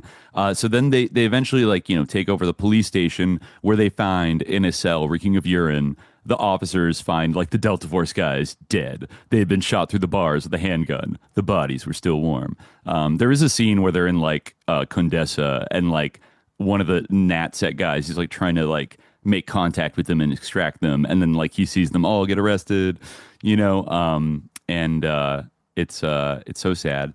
So, but then, you know, like the rest of this campaign, I guess, despite the, you know, the protracted nature of the guerrilla war in Zacatecas, they kind of eventually do win this one, right? Like it's but they have a hell of a time like finding Ruiz, and his like core of survivors, because everyone else in the army immediately just like quits and like doesn't want to fight for him because he sucks and he's so evil. Yeah, he's radical and stuff. Yeah. So just to wrap up the the after action analysis here. I guess summary, post-war strategic assessment of the conflict in Mexico. Summary, the lack of detailed intelligence pertaining to the domestic crisis in Mexico left the U.S. unprepared to deal with the situation. So they failed to, foresee the emergence of the crisis. We failed to have access to critical human, which would have provided details concerning the intentions and future policies of the Ruiz government. Once the crisis did erupt, they were forced to take immediate military actions, long-term strategic considerations. Ex-President Ruiz and General Cardenas remain at large. Until these individuals are brought to justice, they will pose a threat to stability in Mexico. This is like Bin Laden. Like, it kind of is. Yeah, search for President Ruiz out there. Right. So then, conclusion: the U.S. must work aggressively to construct a deep, effective human network in Latin America and elsewhere. All right, so we got to get some spies back on the payroll. This does remind me of The West Wing, like a little bit. It reminds me of like that like special episode that Aaron Sorkin wrote after 9/11, which is like probably the most like revealing episode of The West Wing. Like if anyone's ever going to watch any episode of The West Wing, it would be like that one, because it like truly like is a important glimpse into like the post 9/11 like liberal psyche, where it's like kind of like a little bit like guilty, but also like we must crush them. And like I remember Human was like one of Aaron Sorkin's like favorite like points to hammer on too, that we need like spies like on the ground. You can't just do technology. You have to have relationships with traitors to tell you what's going on. Yeah. And when, I just happened to rewatch Charlie Wilson's War like maybe like a month ago. And like that one's also a doozy of like Aaron Sorkin's sort of like ontological view of like what caused 9/11.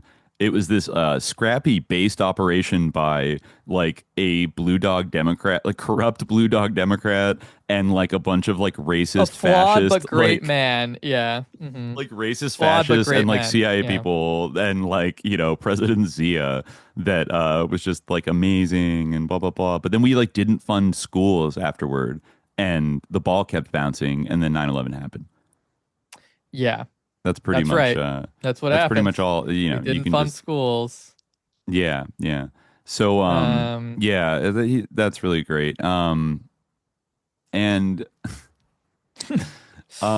so I don't know about so that's pretty much the Mexican like chapter. We have Zalder in the chat here asking us if either of us have read The Drug Cartels Do Not Exist. Yeah, we were just talking about it. By Oswaldo Zavala.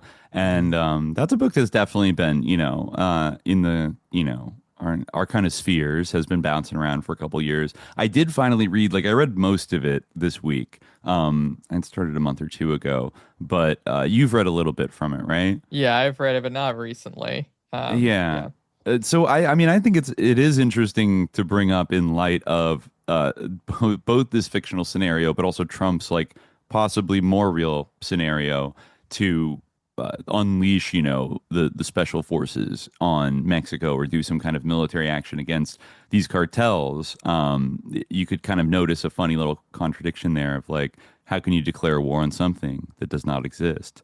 And that's a little cheeky, but the book gets at like some very interesting things about like how we even you can definitely declare war on something that doesn't exist. America has proved war that on time drugs, and time again. War on terror. No, in a way it fits. War on like abstract forms. War on poverty. Yeah. No, actually, in a way, it's perfect. Like the war on cartels is, it's an extension of the war on drugs, but like specifically, which is a point that book makes very well. That like the war on drugs is like a war on people, actually. And it's usually, and it is something that is like driven by state violence at the end of the day, even though there are these like extra state criminal actors that get kind of depicted as the face of the cartels, like the Narcos and everything. I think what I like about it, it's mostly kind of like a literary criticism book more than it is like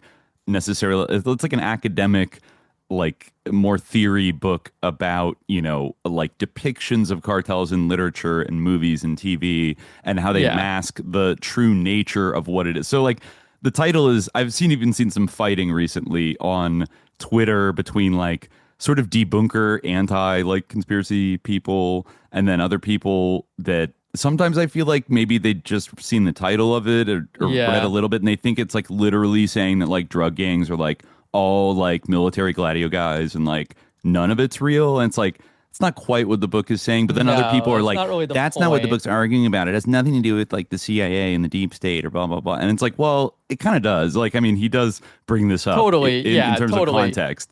Yeah, like in the chapter that is like has a title of Drug Cartels Do Not Exist, like that is like a big emphasis. Like, yeah, but I mean, I think that some people, I don't know, I don't know what they think like the title like means, but yeah, it has to do with like the idea of like the term like cartel is like in many ways like a big misnomer because like that implies like cooperation.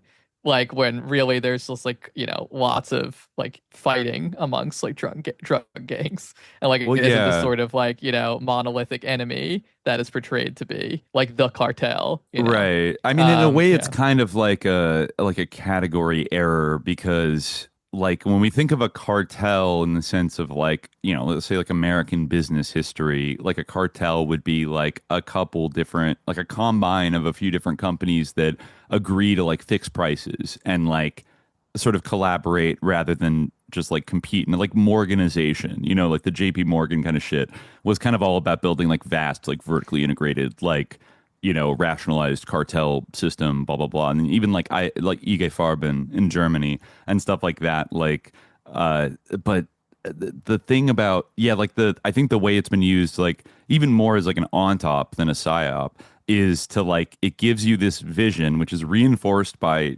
like, you know, official kind of journalism, movies, TV, books, whatever, of like this thing outside of like the government power structure and the above board economic structure of the country that is like beyond the law and is like they're this nuisance that exists. And like, you know, if anything, even this like argument that, oh, they've like taken over like a lot of the government, you know, and police in Mexico. And it's all like, it's an issue of corruption. Like these outside forces are corrupting like civil government and blah, blah, blah.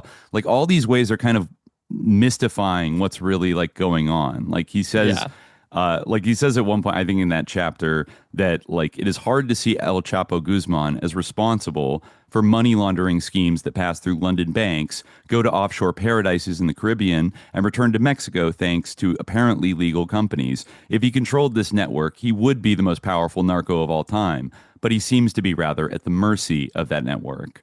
And yeah, like so. And you know the war against the like he actually does outline because like it is a kind of nuanced thing. Like his main thesis is that like when there was a one-party state governed by the PRI for most of the 20th century, there was like a federal control and collaboration with like drug traffickers in Mexico that went up all through the 80s when you have like Felix Rodriguez and the CIA doing Iran-Contra shit and kind of setting up like distribution networks and things like that. Like that was still like the Mexican DFS people in the PRI. They were kind of controlling it from like the center, right? And then in the 90s with both NAFTA and kind of introduction of like neoliberalism and kind of the decline of the PRI, I think Vicente Fox, who was tight with George W. Bush, was, you know, the first not PRI president like in 90 years. With the weakening of that central structure, you had more like state level in the terms of like the different states of Mexico. Like you had kind of a little more of a decentralization of, but still like deep government involvement of like, you know, governors, police chiefs, local cops, like certain members of the military and like drug traffickers all like working in I think he says in that sense you could call them a cartel in like a local area.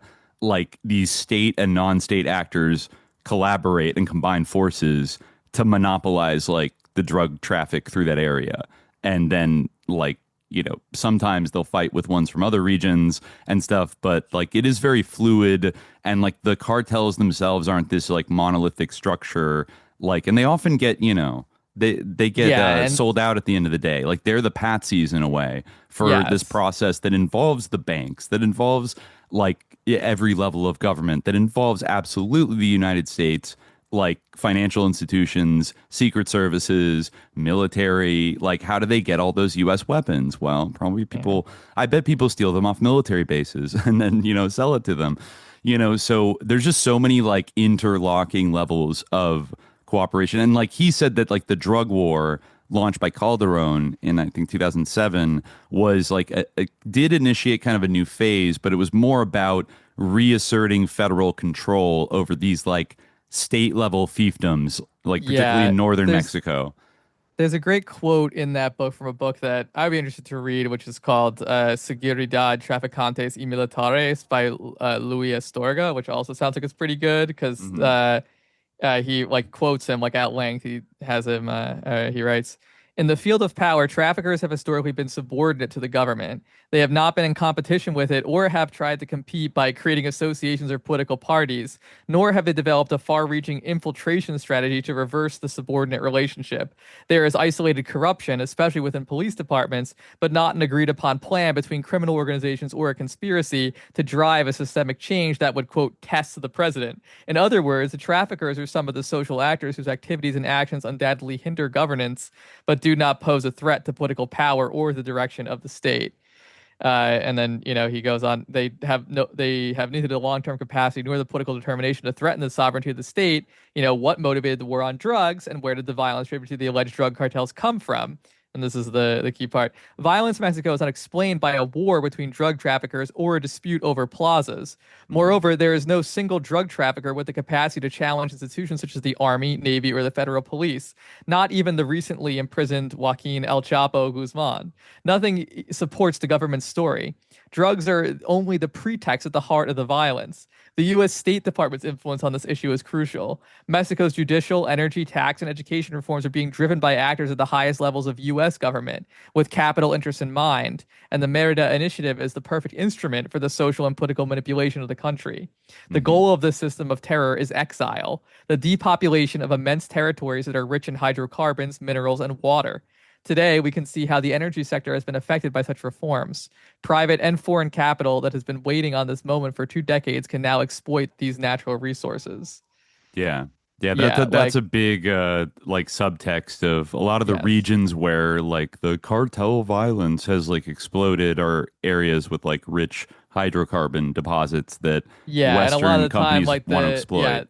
There is no like explosion of violence to speak of. Like they point out a lot that like really they're like the violence like wasn't like exploding or like it often is like kind of just like conjured up, like it doesn't actually like exist. He said not to say there aren't like drug gangs, but like the explosions of violence that are often invoked, aren't right. Like, there isn't really like an escalation or anything like that. It's just like, oh, it's exploding. And this is definitely a parallel with what you see with the crisis on the southern border in American politics, for sure, where like it's not really something that is like exploding like at these times people say it is. It's something like it's important or not depending on what people's motives and goals are. Zavala at one point quotes a line from The Godfather 3 where a guy is like, "You understand guns, right? Well, economics, like finance, is a gun. Politics is knowing when to pull the trigger." And he's like, this insightful monologue like tells us everything about like, honestly, like Godfather 3, not the best movie ever, but kind of woke about like Vatican Bank, like money laundering and shit. It's not the worst. He also notes that since like Calderon's, cartel war in 2008 kicked off, that 84% of clashes between like the military and cartel, drug traffickers were initiated by the military. So it's like at that point, that doesn't sound like a quote unquote war. I mean, it's using instruments of war, but like it sounds like a targeted kind of like assassination campaign. Like you're rolling up on drug traffickers like selectively, not enough to like shut down the whole system by any means, but like selectively going after some. And I think he kind of says that like the sort of politics is knowing when to pull the trigger is like knowing, what group to support at what time. And then, maybe put pressure on this group because other people are connected to like a different group that you're making more money off of. And like you can, that way it doesn't actually threaten state power. And like managing it increases state power, Yeah, and also like a lot of the time, like really the people targeted are like rural populations, and like just like people, and, right, and in like, cities as well, Yeah, like we have to question like the sort of like positive identification rate of like how many people it's actually just like are the war narcos. on drugs in the U.S. in a way too, where it's like like this is called the war on drugs, but like it's obviously a war on certain communities, and not like like some kind of. I mean, it would be almost like, I don't know, if you made up like this David Simon type, like elaborate drug group, and like it was, if there was a myth around that in the US, which I guess there is, but not to the same extent that you see with the cartels.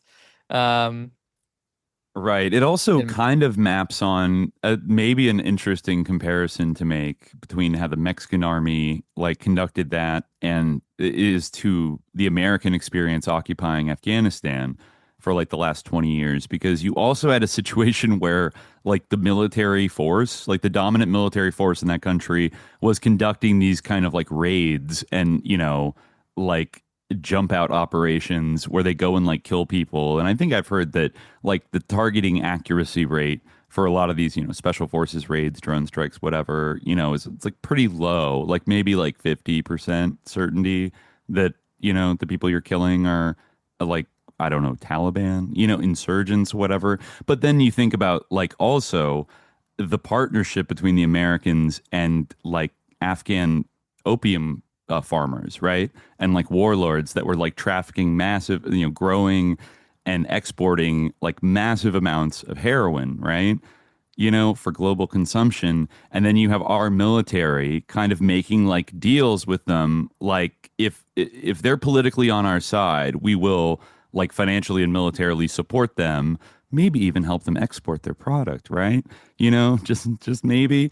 And then you can go after like the quote unquote bad actors that are like, in this case, it's almost like a weird inversion where they're like almost explicitly protecting the drug traffickers and going after like people that are opposed to the drug trafficking foreign invader, like puppet government, like CIA narco state, but yeah, I mean, it's not a perfect kind of like parallel, but you do see a lot of like the sort of dark counterinsurgency tactics and like complicity between like military and drug traffickers. And like probably a lot of, I would be willing to guess like a lot of emphasis is placed on like controlling like certain areas of like drug production, opium production or whatever, or certain routes from like falling out of your control. So it's like, it's more about control than it is about, certainly than it is about like fighting drugs or getting bad guys and stuff like this. Like,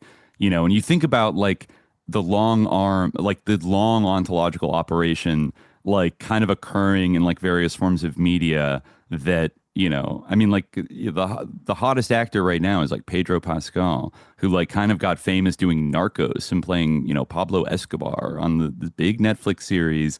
And then, you could go through like various, like TV shows, movies, books that reinforce this like idea of like the narco kingpin with their like, ostrich skin boots and their 10-gallon hat, like blasting, Los Tigres del Norte and like wearing like Gucci shirts and then just like shooting people for no reason. And it's just like, we just take it for granted that like that is like exactly what it is. And, I think one example that I loved in the Drug Cartels Do Not Exist was his little passage about the Sean Penn like Rolling Stone El Chapo incident from 2016. Like, I want to read a little bit from this in the book. Because he really goes hard. He's like, this is in a broader conversation about kind of questioning the narrative that El Chapo was, quote, like the boss of the biggest cartel in the world and like a man with probably billions of dollars of assets and, this absolute kingpin. And then, like, I think he correctly points out, like, I don't know, just like the sheer susness of everything surrounding like Rolling Stone publishing that when they did and Sean Penn going there, but also like when he found El Chapo, like, how it did not line up to, the big the big myth around him. So, okay, let me just read a little bit here.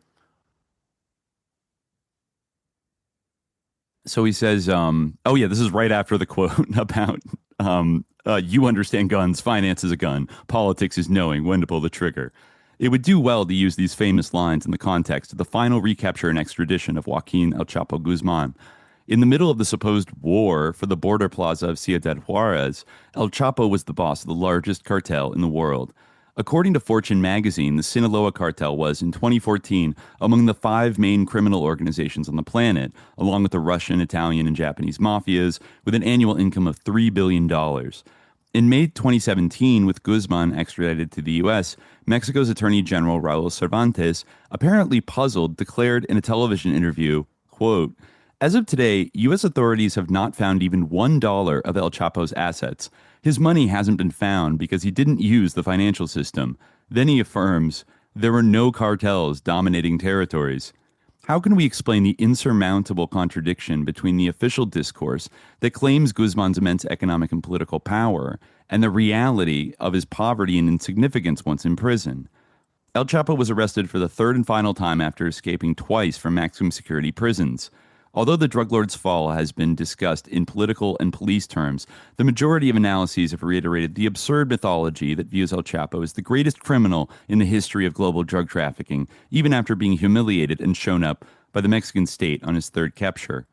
Adding to this is the now classic Rolling Stone article published on the morning of January 10th, 2016, a day after El Chapo's arrest, by U.S. actor Sean Penn about the meeting he and Mexican actress Kate Del Castillo had with the drug trafficker in Sinaloa on October 2nd, 2015. Penn's text was disparaged and condemned by various writers, journalists, and academics as a risky exercise in egocentrism and a supposedly wasted journalistic opportunity. Going against this view, I want to discuss El Chapo's capture and the timeline of his interview with Sean Penn and Kate Del Castillo as significant events that allow us to approach the reality of drug trafficking differently and that raise certain questions about the operation to capture El Chapo itself and the role that Rolling Stone magazine had in the incident. More than the mere superficial reading that's been made of both episodes, I consider El Chapo's arrest and his encounter with the actors as singular sightings of the actual reality of organized crime in Mexico. So now he's going in hard here. Let's consider the time sequence in which they occurred. Peña Nieto's government not only admitted to having monitored the actor's secret journey, but that, according to reliable information that I had access to at the time, the federal government would have also known in advance the precise date of the publication of El Chapo Speaks, Penn's article for Rolling Stone. The unusual proximity between the military operation to recapture El Chapo at dawn on January 8th, President Enrique Peña Nieto announced the capture on his Twitter account at 10:19 a.m., and the publication of the article a day later gives us two possibilities.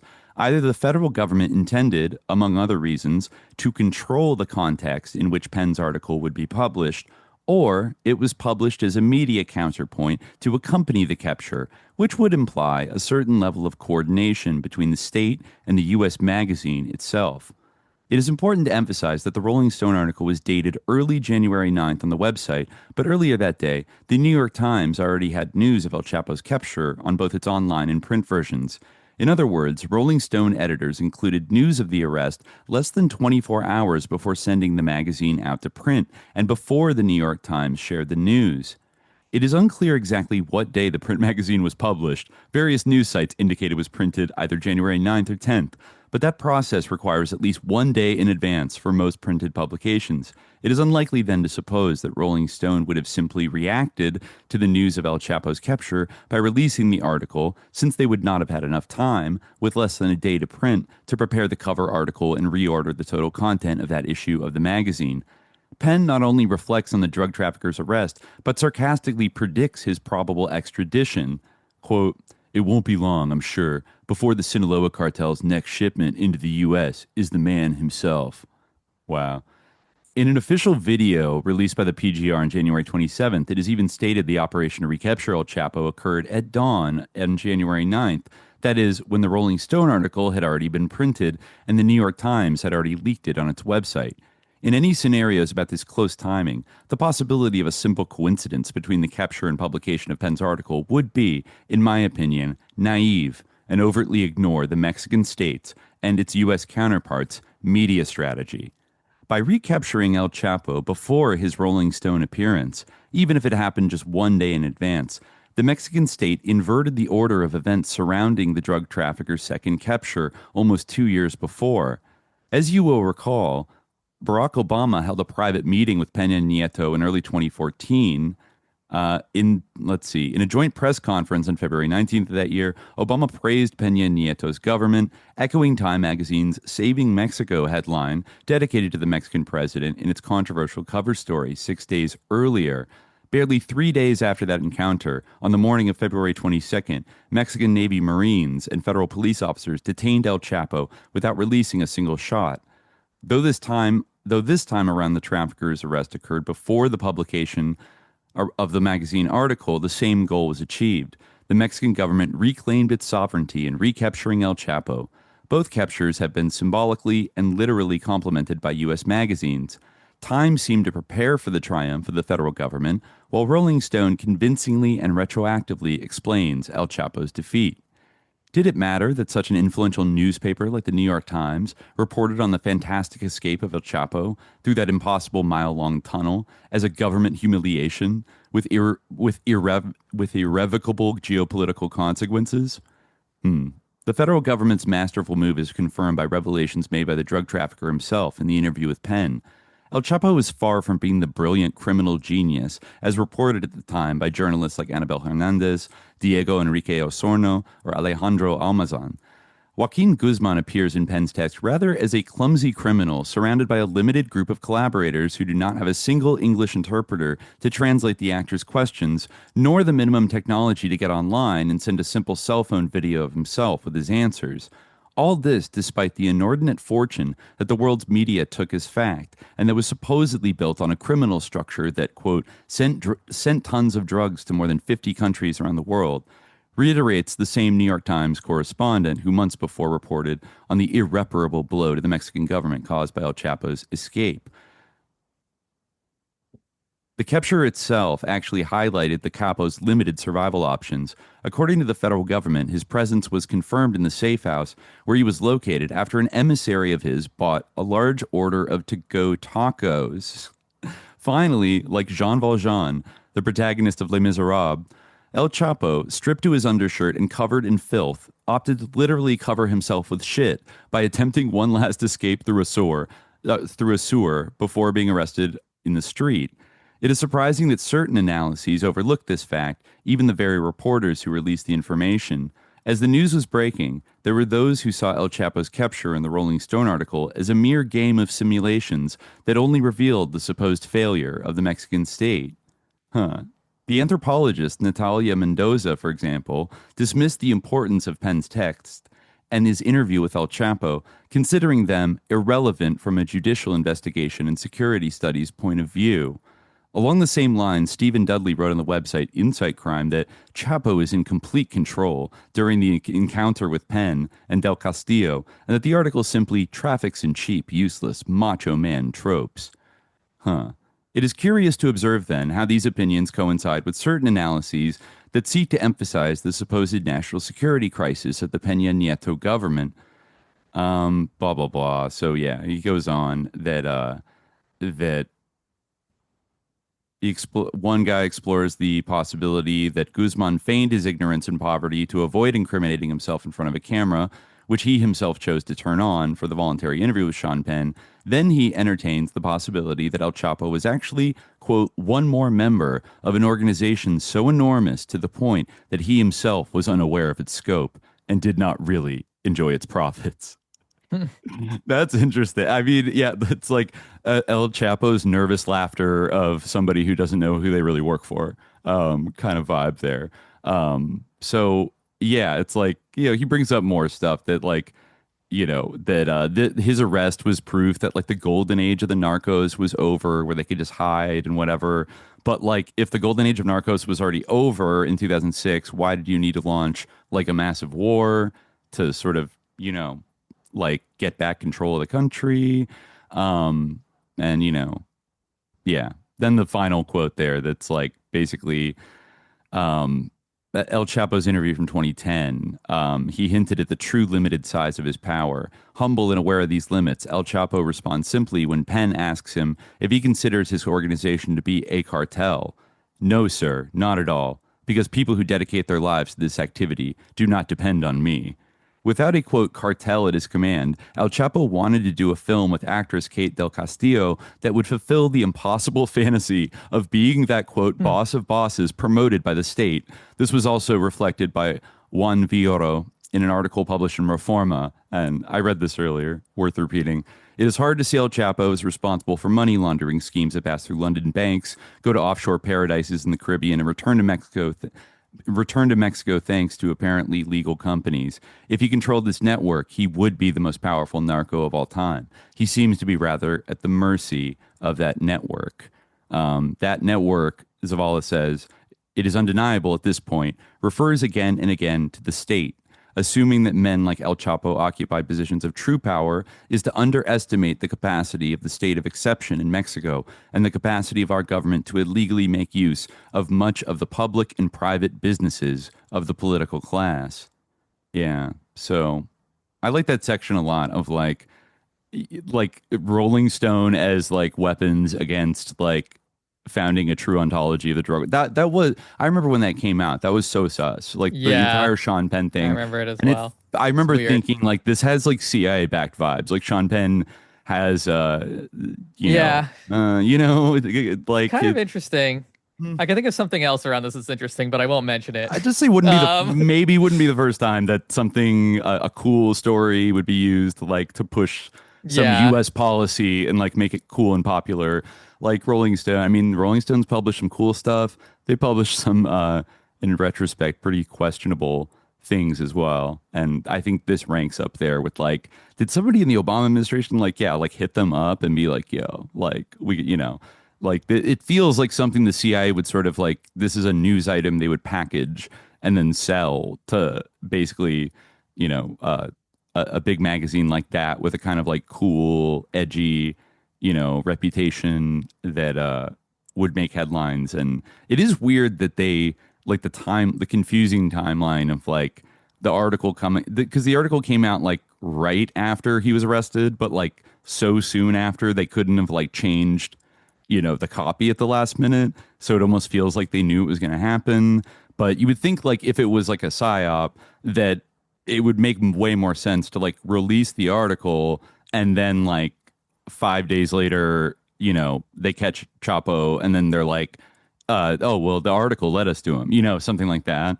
Like you would think, but there's clearly something going on. And I don't know. Yeah, it's funny how he says, like, even though it did depict Chapo in probably a more like realistic way, it also sort of like the way they described him was almost humiliating to the Mexican government at the time. And kind of underscored that they had, a national security crisis going on.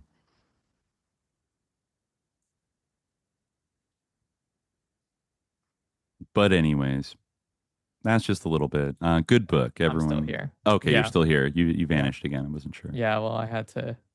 Yeah, I'm alone at the moment, or I'm home alone at the moment, so I gotta be wrangling my dog to make sure he doesn't, like. Get bored or all the things that are just horrible for him to right yeah, he's been feeling playful since like basically we started recording. He's like, I feel like it's playtime right now. Yeah, it always happens that way. Yeah. So I mean, then that's just a little bit from Drug Cartels Do Not Exist. He also, right after this, he mentions the Super Bowl interview in 2017 where Trump first brings up in an interview with Bill O'Reilly to maybe go after the cartels, you know, that yeah, I guess there also was a phone call January 27th, 2017 between Trump and Peña Nieto, and one Mexican journalist, Dolia Estevez, confirmed that Trump's tone was humiliating and offensive. And I guess O'Reilly asked him, did you say that? The thing about sending U.S. troops to fight drug traffickers. And Trump said, we have to do something about the cartels. I did talk to him about it. I want to help him do it. I think he's a very good man. We have a very good relationship, as you probably know. He seemed very willing to get help from us because he has got a problem, and it's a real problem for us. Don't forget, those cartels are operating in our country, and they're poisoning the youth of our country. So he was banging the drums a little bit, and he did not deny when people kind of confronted him, but like, would you really send U.S. troops? He never like denied it. But now here we are, years later. And now it's unclear. I mean, I don't know how I would rate because on one hand, if that ever happened, it's not going to be like the way it is in this book. You know what I mean? In terms of like, if we're going to replace Claudia Sheinbaum for, the evil President Ruiz, she actually does have, those people actually do have popular support. They've been elected, the Moreno party has been elected twice in a row now. And, there's a bunch of other like ancillary stuff that's like you could see kind of factoring in. Like I was reading an older article about let me say, I think this week there was like a new announcement that like Mexico City is going to become the most surveilled like CCTV city in the world. Like it's going to become like, and this is all like a public safety program that's going to have like tens of thousands of cameras, like absolutely everywhere. It is a pretty like safe city, like certainly compared to like northern Mexico.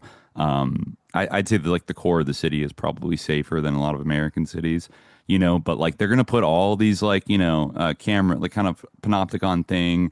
And then I was reading about like a kind of a scandal from 2020 where a lot of these tech companies that had sold like contracts to the Mexican government, like spyware companies, including the Israeli company that makes Pegasus, the NSO group, right? Like there was evidence that this technology they were selling to the Mexican government was ending up in the hands of cartels who in multiple cases used it to like track down and surveil and assassinate journalists who were like investigating, the drug trade. So like Mexico does have this like kind of defense technology relationship with Israel that Israel has been kind of increasing in the years. And, it's a little sus. I think actually there was a thing earlier this year that they had found out that the cartels had hacked into Mexico City's CCTV system. This is like a few years ago, but they already had a lot of CCTV cameras. One of the cartels, somebody hacked into the CCTV system to like find out who an FBI informant was. Like they were like tracking somebody like leaving the FBI office in like Mexico City, and then they went and like murdered them. And so like they have the capacity to like hack in to like literally the state surveillance, like, like fucking Palantir state surveillance system. And then they can use it. And so again, it kind of like makes you ask, like, where's the line between these two things, right?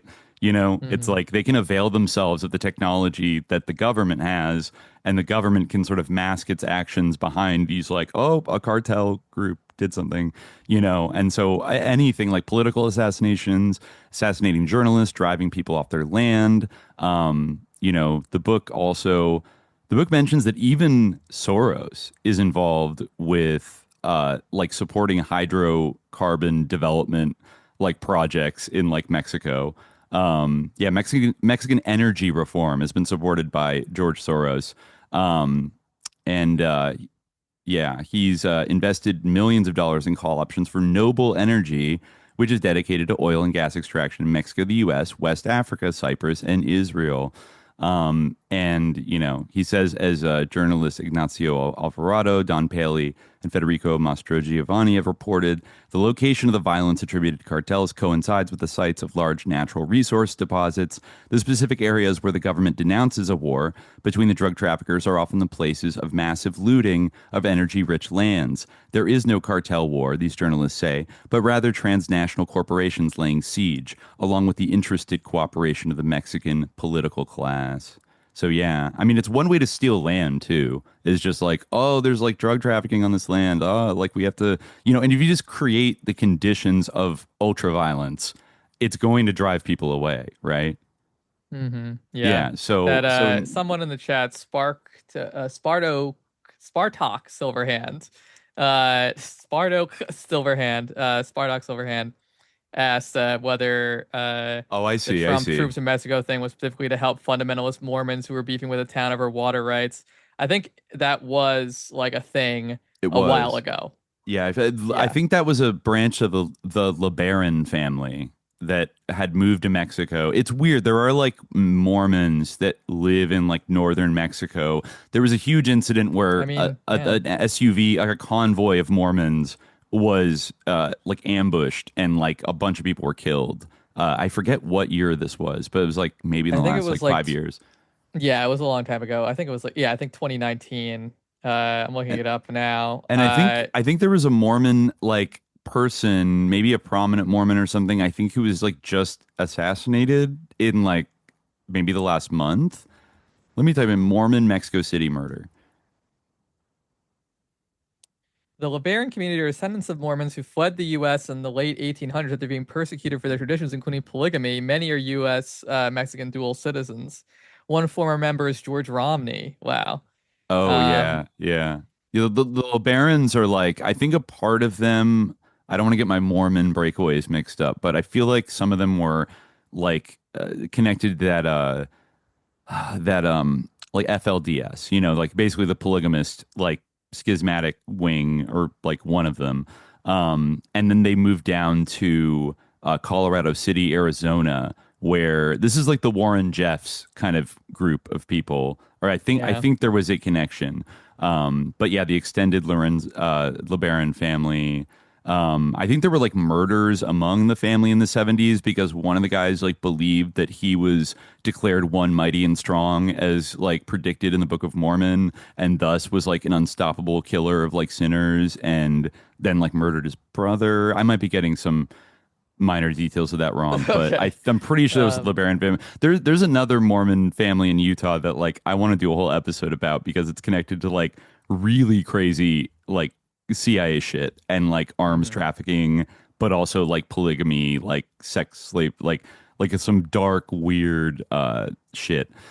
Anyways, but yeah, it was 2019 when they were attacked. I don't know, maybe I saw an article like related to it. Like flare up of all this, which is like still fucking escalating. Right. Yeah.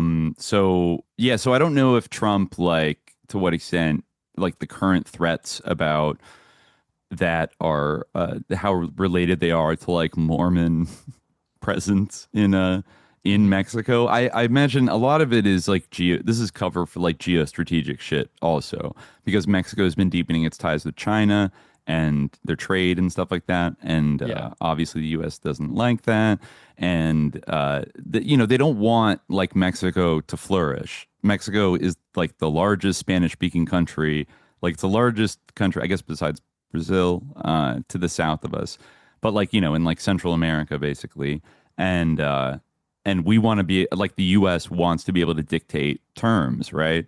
I feel like so many people are getting rich off like the dirty money system that is like the drug war and the drug distribution routes and everything else.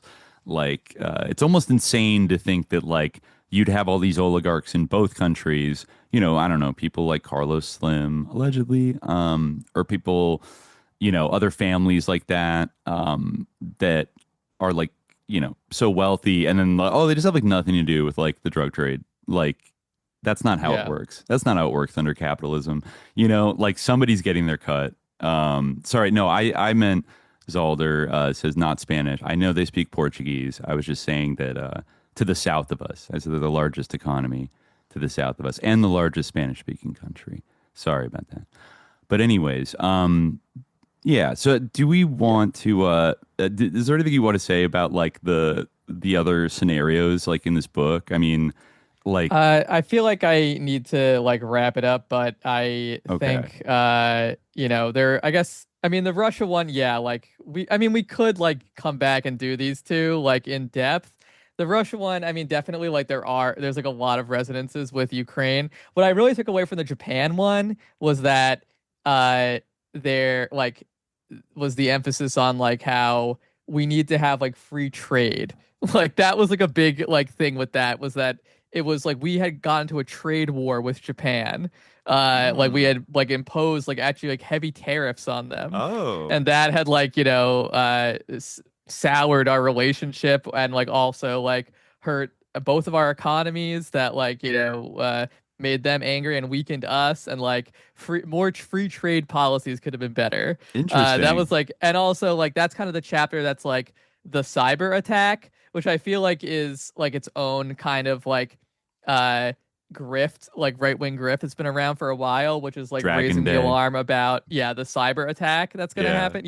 Like I remember finding this like shitty airport book that was called like 1 Second After or something. I think I might have sent you like clips, like, you know, excerpts from it a while back. It was about like an EMP blast like destroys like the entire electrical grid, and like you know, this like tough, like the main character is great because he's like a Civil War reenactor. And like that like qualifies him to be like, you know, obviously he's like I remember I remember this book. I'm pretty sure he's a Confederate. And he wants to like execute people, right? Like immediately. I think so. Or like he doesn't want to, but he has to. Like, you know, it's an unfortunate burden, but he has to. Yeah. And yeah, he like he has like a millennial daughter who's like constantly complaining about how they don't have like millennial conveniences like electricity. She's the one-shotted by not having the internet. And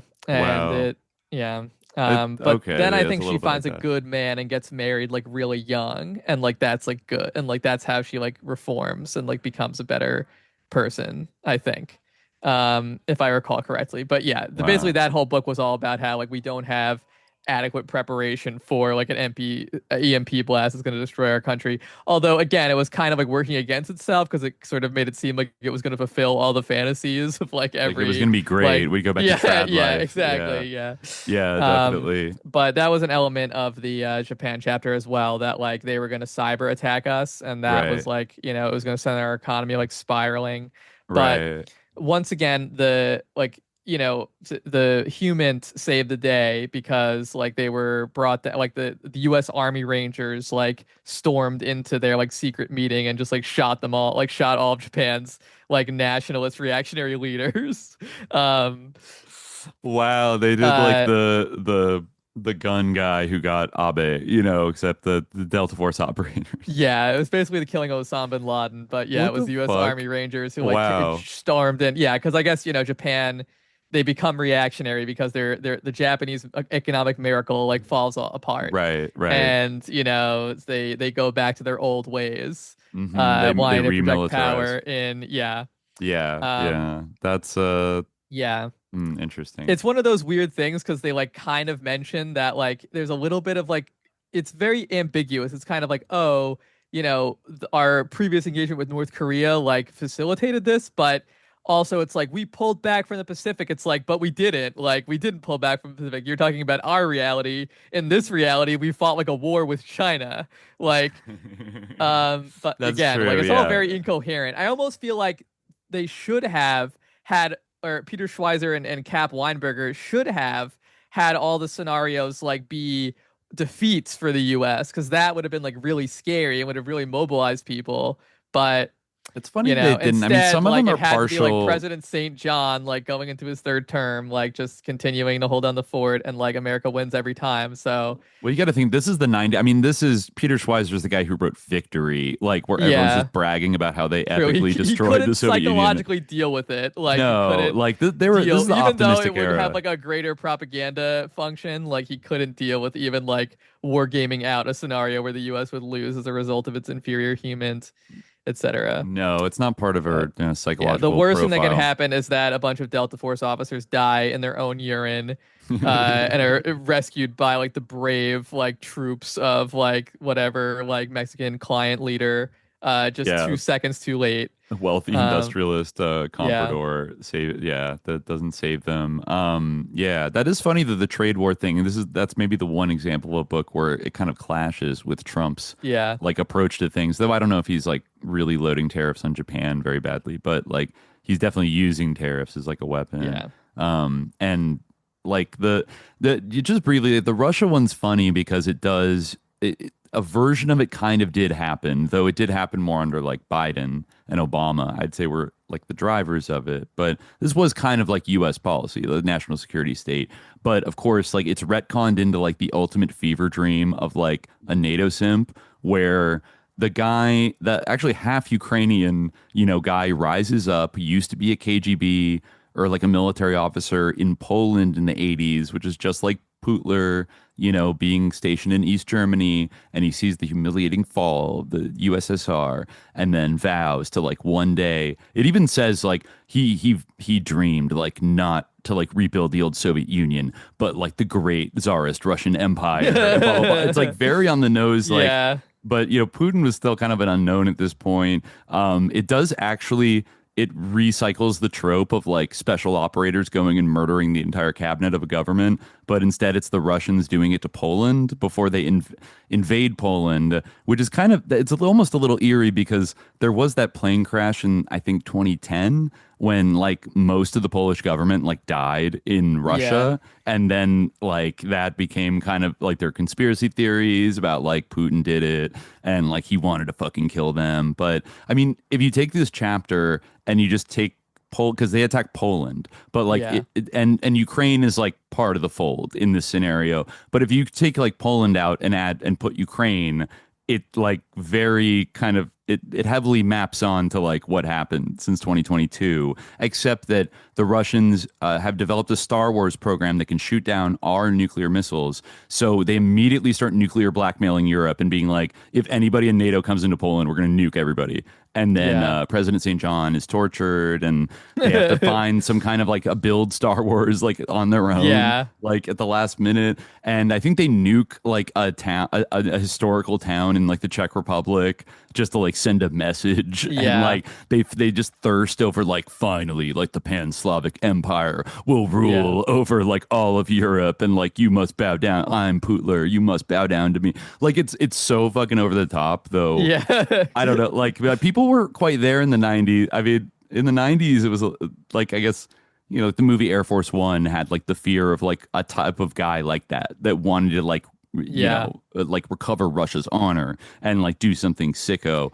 But they also have like a microwave weapon that can like kill a dog in like 2 seconds by like blasting. It's like a secret Soviet thing. And it's pretty funny how they have like a Jedi project, which I guess is obviously like Star Wars, like because it's so fucking stupid. But at least 2 out of 5, some version of them has occurred, and I certainly hope Mexico doesn't. I hope they don't try anything stupid, because it's not going to be so good. But I brought up this year. I keep bringing up that term, like the Monroe Doctrine on steroids. Of like as like the influence and control kind of wanes and options narrow in like both Europe and Asia. Like there's always the old backyard, which is kind of like the original apple in the eye of like the early American, interventionist sort of utopian imperialists of the United States. They've always looked to Central and South America and the Caribbean as their private hunting ground. And so I hope that that's not like the strategic calculus that like, oh, we could just like militarily like dominate, these 2 continents, and then, tell everybody on both sides of the ocean to fuck off, at least, like, consolation prize for world domination. I hope they don't try that, because that'd be very stupid and evil. But the track record so far is not great. Yeah. It does seem to be like on the agenda. The and neocon influence is back somehow with Trump, like lurking there. I mean, that's another thing about the Drug Cartels Do Not Exist book, is that like it does kind of show like how much continuity there is between like this illusion of like alternating like political parties, you know? Right. And it's something like you could easily see like, you know, I don't know who like would possibly like be JD, but you could easily see Gavin Newsom invading Mexico like in some other like, you know, rhetorically you know, justified way. My you God, know, like if he keeps impersonating Trump on Twitter, maybe he'll develop a kind of like psychological tics of like being like Trump until he'll become liberal Trump, and then like it's just a matter of like I could definitely see it happening. I could see Kamala Harris invading Mexico for sure. Definitely. No, I could. I mean, like I said, like during Blinken and Biden and Blinken, like they were kind of like, you know, not happy with Mexico and were like starting to get very concerned. Exactly. Another element is like if they don't, you know, if they don't listen, then like they could lose the next election. So, you know, because the American people like are really concerned about like they're beholden to like other powers at this point, you know. So you mean if they don't listen? Talking about the deep state. If they don't, you know, if they don't like go along with like, you know, invading Mexico, then like you know, they won't, like the phenomenon of like the border crisis, like the drug cartels, like has a life of its own at this point. That's another like thing that the book I think underscores very well, is that like, and this is something that is like operational like in American politics too, where like, and this is a factor, like a lot of like American like voters consider like immigration, which is tied up in all of this, like in the sort of complex around like crime and like drug trafficking and stuff, to be like a very important issue, and like not seeming strong enough about it. Like I see the groundwork has already been laid. The ontological groundwork is already there. Yeah, right now, like most people get like their information, their understanding of the world through like sources who are fully on board with like the trajectory of like eventually realizing like the scenario laid out in the next war. Like you don't like the gatekeeper, like the sort of epistemological like pillars are no longer like people who like would, I don't know, like counter signal that like MSNBC or whatever, like compared to like Joe Rogan and like people like that. Like they have the power to like, they have a huge like ability to determine like who is in power in the United States. Like, you know, because they have all these like operators and shit, like the Peter Schweizers of today going on there and like telling them what to think. Right. And by extension, telling the entire country what to think. So like it's like Gavin Newsom has to go on those shows and like court favor with those people, you know? So we have like a Praetorian Guard of like a weird like ex-operator, and also washed up comedians and like ex-special forces operators / like CIA killers that you know, now and there's crossover between the two, you know. I mean like Joe Rogan, honestly, like probably the sussest thing about like Joe Rogan was like his consistent platforming of like the sussest like ex-special forces and like military and CIA people. Is just like, man, these guys saw some crazy shit, you know, and like just want to talk to them like bros and be impressed by like their war stories and stuff. But like so many of those guys, like you know, there's probably varying degrees to which they're doing this, but like they're pushing a fucking narrative about like, you know, as an expert, as somebody who's seen the real shit, like they give you this kind of like Tom Clancy kind of expert opinion on that. Usually it kind of reveals like how like one-shotted they are at the end of the day, because like the frequency with which they refer to like getting bad guys, like it's like a constant refrain of like, you know, you gotta go in there, fighters, neutralize the bad guys. Our war fighters, our war fighters. They go after bad guys. That's their fucking job. They go after the bad guys. As we were just talking about, like in our Obama episode, like, you know, or, you know, in our Ann Dunham's book episode that kind of like also discussed like it reflected a bit on the Obama presidency. Like these, like, even if we did like still live under like the hegemony of like the quote unquote liberal media institutions, like how like, they're liberal in a way, maybe, but like liberalism and like invading Mexico are not contradictory at all. Like liberalism and like an unjustified extrajudicial war like are fully compatible, and in fact like arguably like one is a characteristic feature of the other. Right.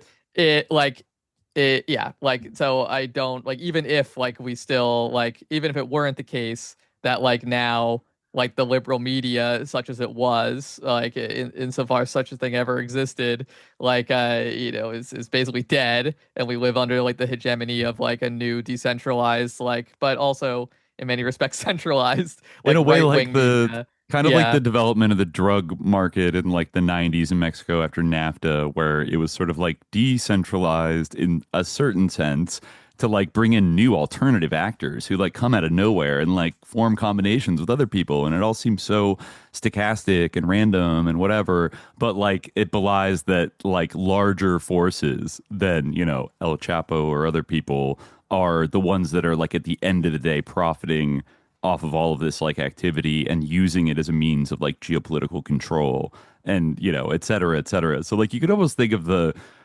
like the modern media space as like, yeah, like, because, you know, you would think like, why would the deep state want to like decentralize from like these like 5 corporations that, you know, put out all the media that everyone consumes? And like, that's kind of easier control than like, you know, a distributed wide thing where certain voices like crop to the top and then promote other voices and stuff like that. But it's like, you're kind of like, I wouldn't assume that they can't have an influence on that. I don't know about totally control. No, but like, in a way, it's easier and more direct.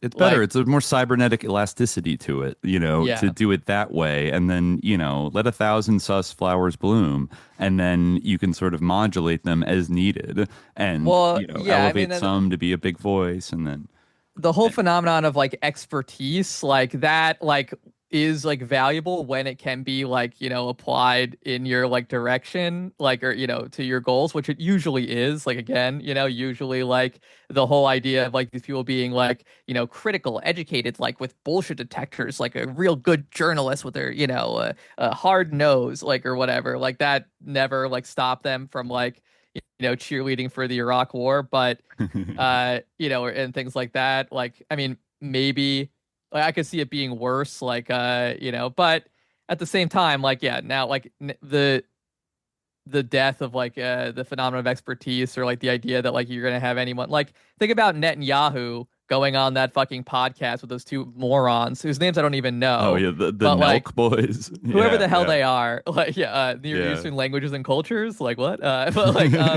yeah, like, you'd think they would be qualified. No, that was a stupid joke. But, like, the, yeah, like that's a great example because like he doesn't have to worry about like being like challenged by like a journalist, you know, like who probably ultimately would just launder whatever the fuck he said and give it a sheen of legitimacy. But to him, he prefers to be on with these idiots who aren't even going to pretend to do that. And are just connect, you know, on the level of like vague affect and like, bro, what's your favorite soda? Like, you know, and just like shit like that. You know, I love Mountain Dew. I love Mountain Dew. It's the best. Yeah. You know, and it's like, okay, what the fuck? Like, I mean, Trump used that to great effect. It's like, you know, like, Rogan, like Theo people Vaughn, like, etc. I mean, now people like Peter Schweizer have like their own podcasts. They can just like directly get to the people, you know, like they can just directly like, you know, speak about the next war. Like you could do like if Peter Schweizer came out with this book today, he could do a tour of like the biggest media platforms in the country. Oh, Tucker, Sean Rogan, Ryan. like talking about it, and then they would all be like, "Whoa," right? Like, no, absolutely. I could see them. I mean, this is published by Regnery too, which is like one of those classic, like very like, sus, like Wackel if you publishers. Look at the credits around this book, like it's just like steeped in like Cato Institute, Manhattan Institute people. Like it's special all with thanks to Richard Armitage. like it's, really, ghoulish. Chris Rufo would be retweeting like this shit. You know? Right now, you have like a tying it in with the university students and like the threat they pose. Right. It's a more sophisticated way to launder and more, you know, enduring at the end of the day for them to kind of approach Elon would be replying, wow, you know, or an exclamation point, you know, so yeah. Yeah. New media does not exist. New media does not exist. Yeah.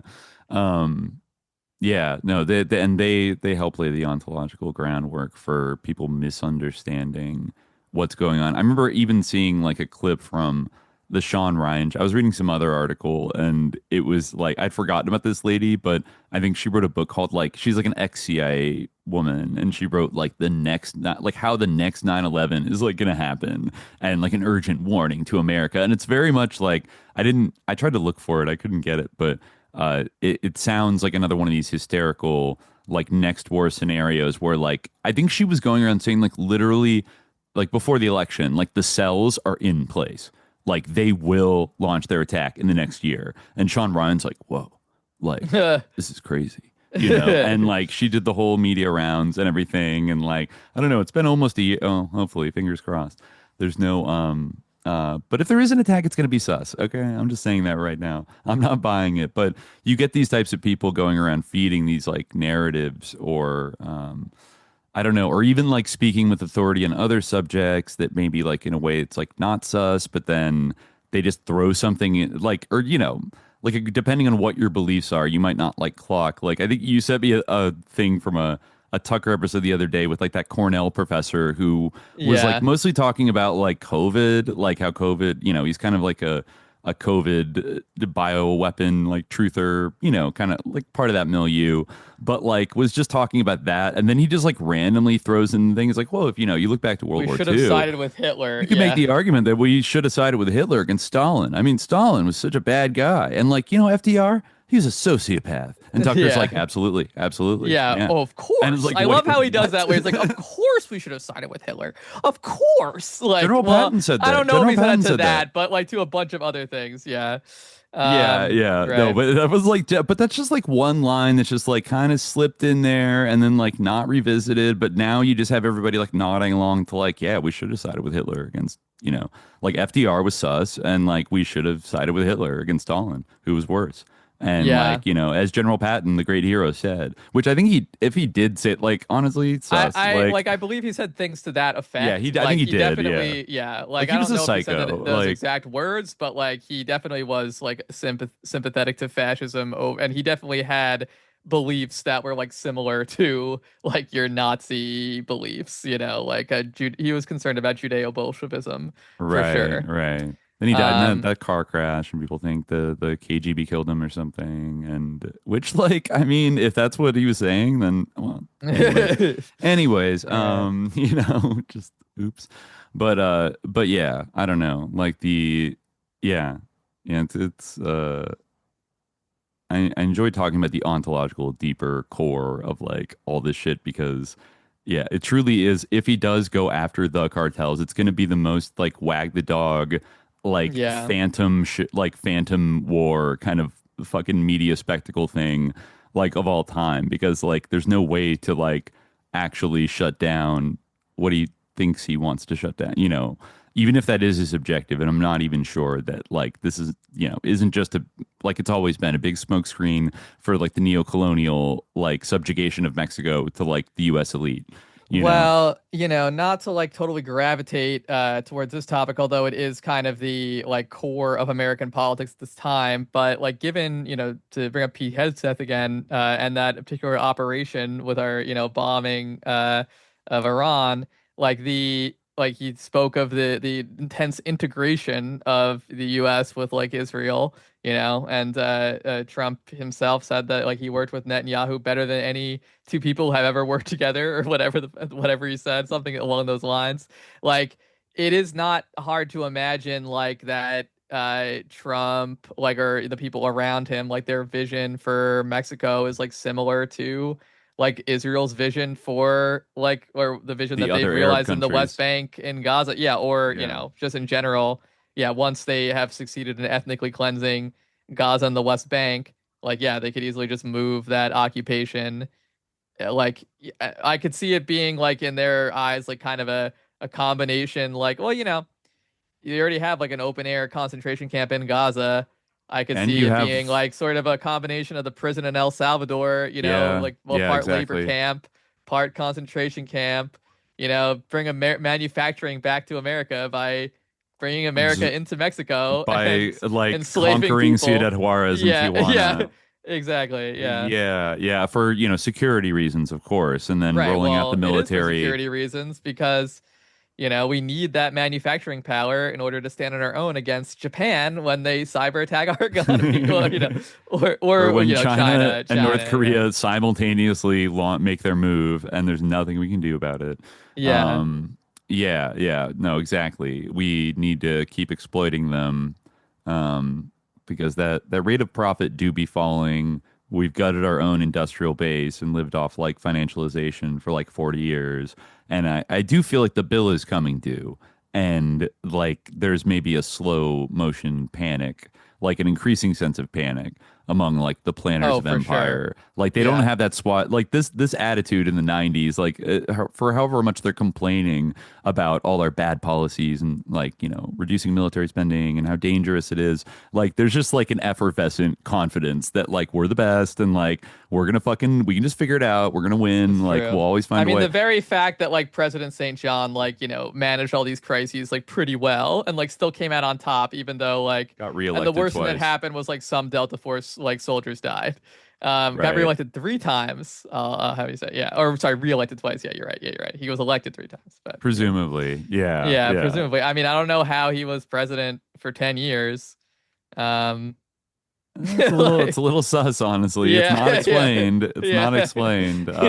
They told us that in the intro to not focus too much on the fictional things because they're not going to be as good as a full novel, because they're merely used for like illustrative purposes and blah blah blah. But then like I started reading it. Why the hell did I have to read about like everyone's sweat or like their little habits and like what they were drinking and eating? Like then why don't you just like talk about how you thought like this was gonna happen or whatever? Captain James Monroe like scanned the wilderness, like exactly, like the air was cold. Like they really are going for it. They're going for a Tom Clancy thing, and they try to say they're not, but they are.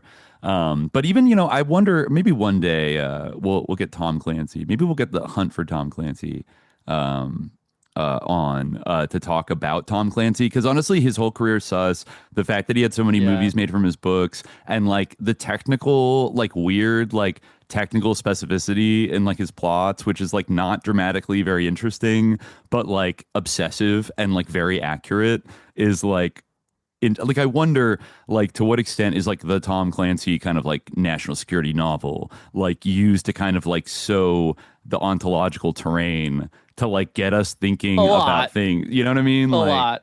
I think a lot of like people like it like probably have not read like other books, period. Like I think like those were sold everywhere. Those were like hyped above any kind of literary fiction. Like you could see by the I don't know how salient it is anymore, because I feel like now like American men just do not read, period. Like, and those that do read like usually maybe some do still read Tom Clancy type fiction, but I feel like in general, like the fact that we read this piece of shit like is a rare I think these days we have a rising literacy problem in general, but we're reverting to the just oral, do not know how to read. The oral video podcast tradition is reemerging. We're like, this is like a canticle for Leibowitz, what we're doing in this podcast, because we read books and then interpret them. No, we have a very, very literate audience. It's often more literate than we are. But that's true. That's true. All right. Well, I guess we can leave it there. Any final thoughts? Not really. No, nothing comes to mind. Nothing goes immediately to mind. We're gonna keep an eye on this this stuff. It's definitely in flux. There's a lot of leaks coming out of the Pentagon right now, just this week about we'll definitely be keeping an eye on it.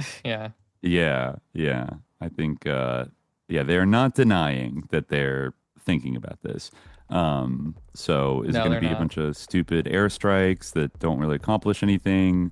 Trump seems to be a fan of those, but hopefully it's not something more. That would be that would suck. But we're going to stay on the borderline, watching and reporting on this, sneaky imperialism. But until next time, dear listeners, stay vigilant. Peace.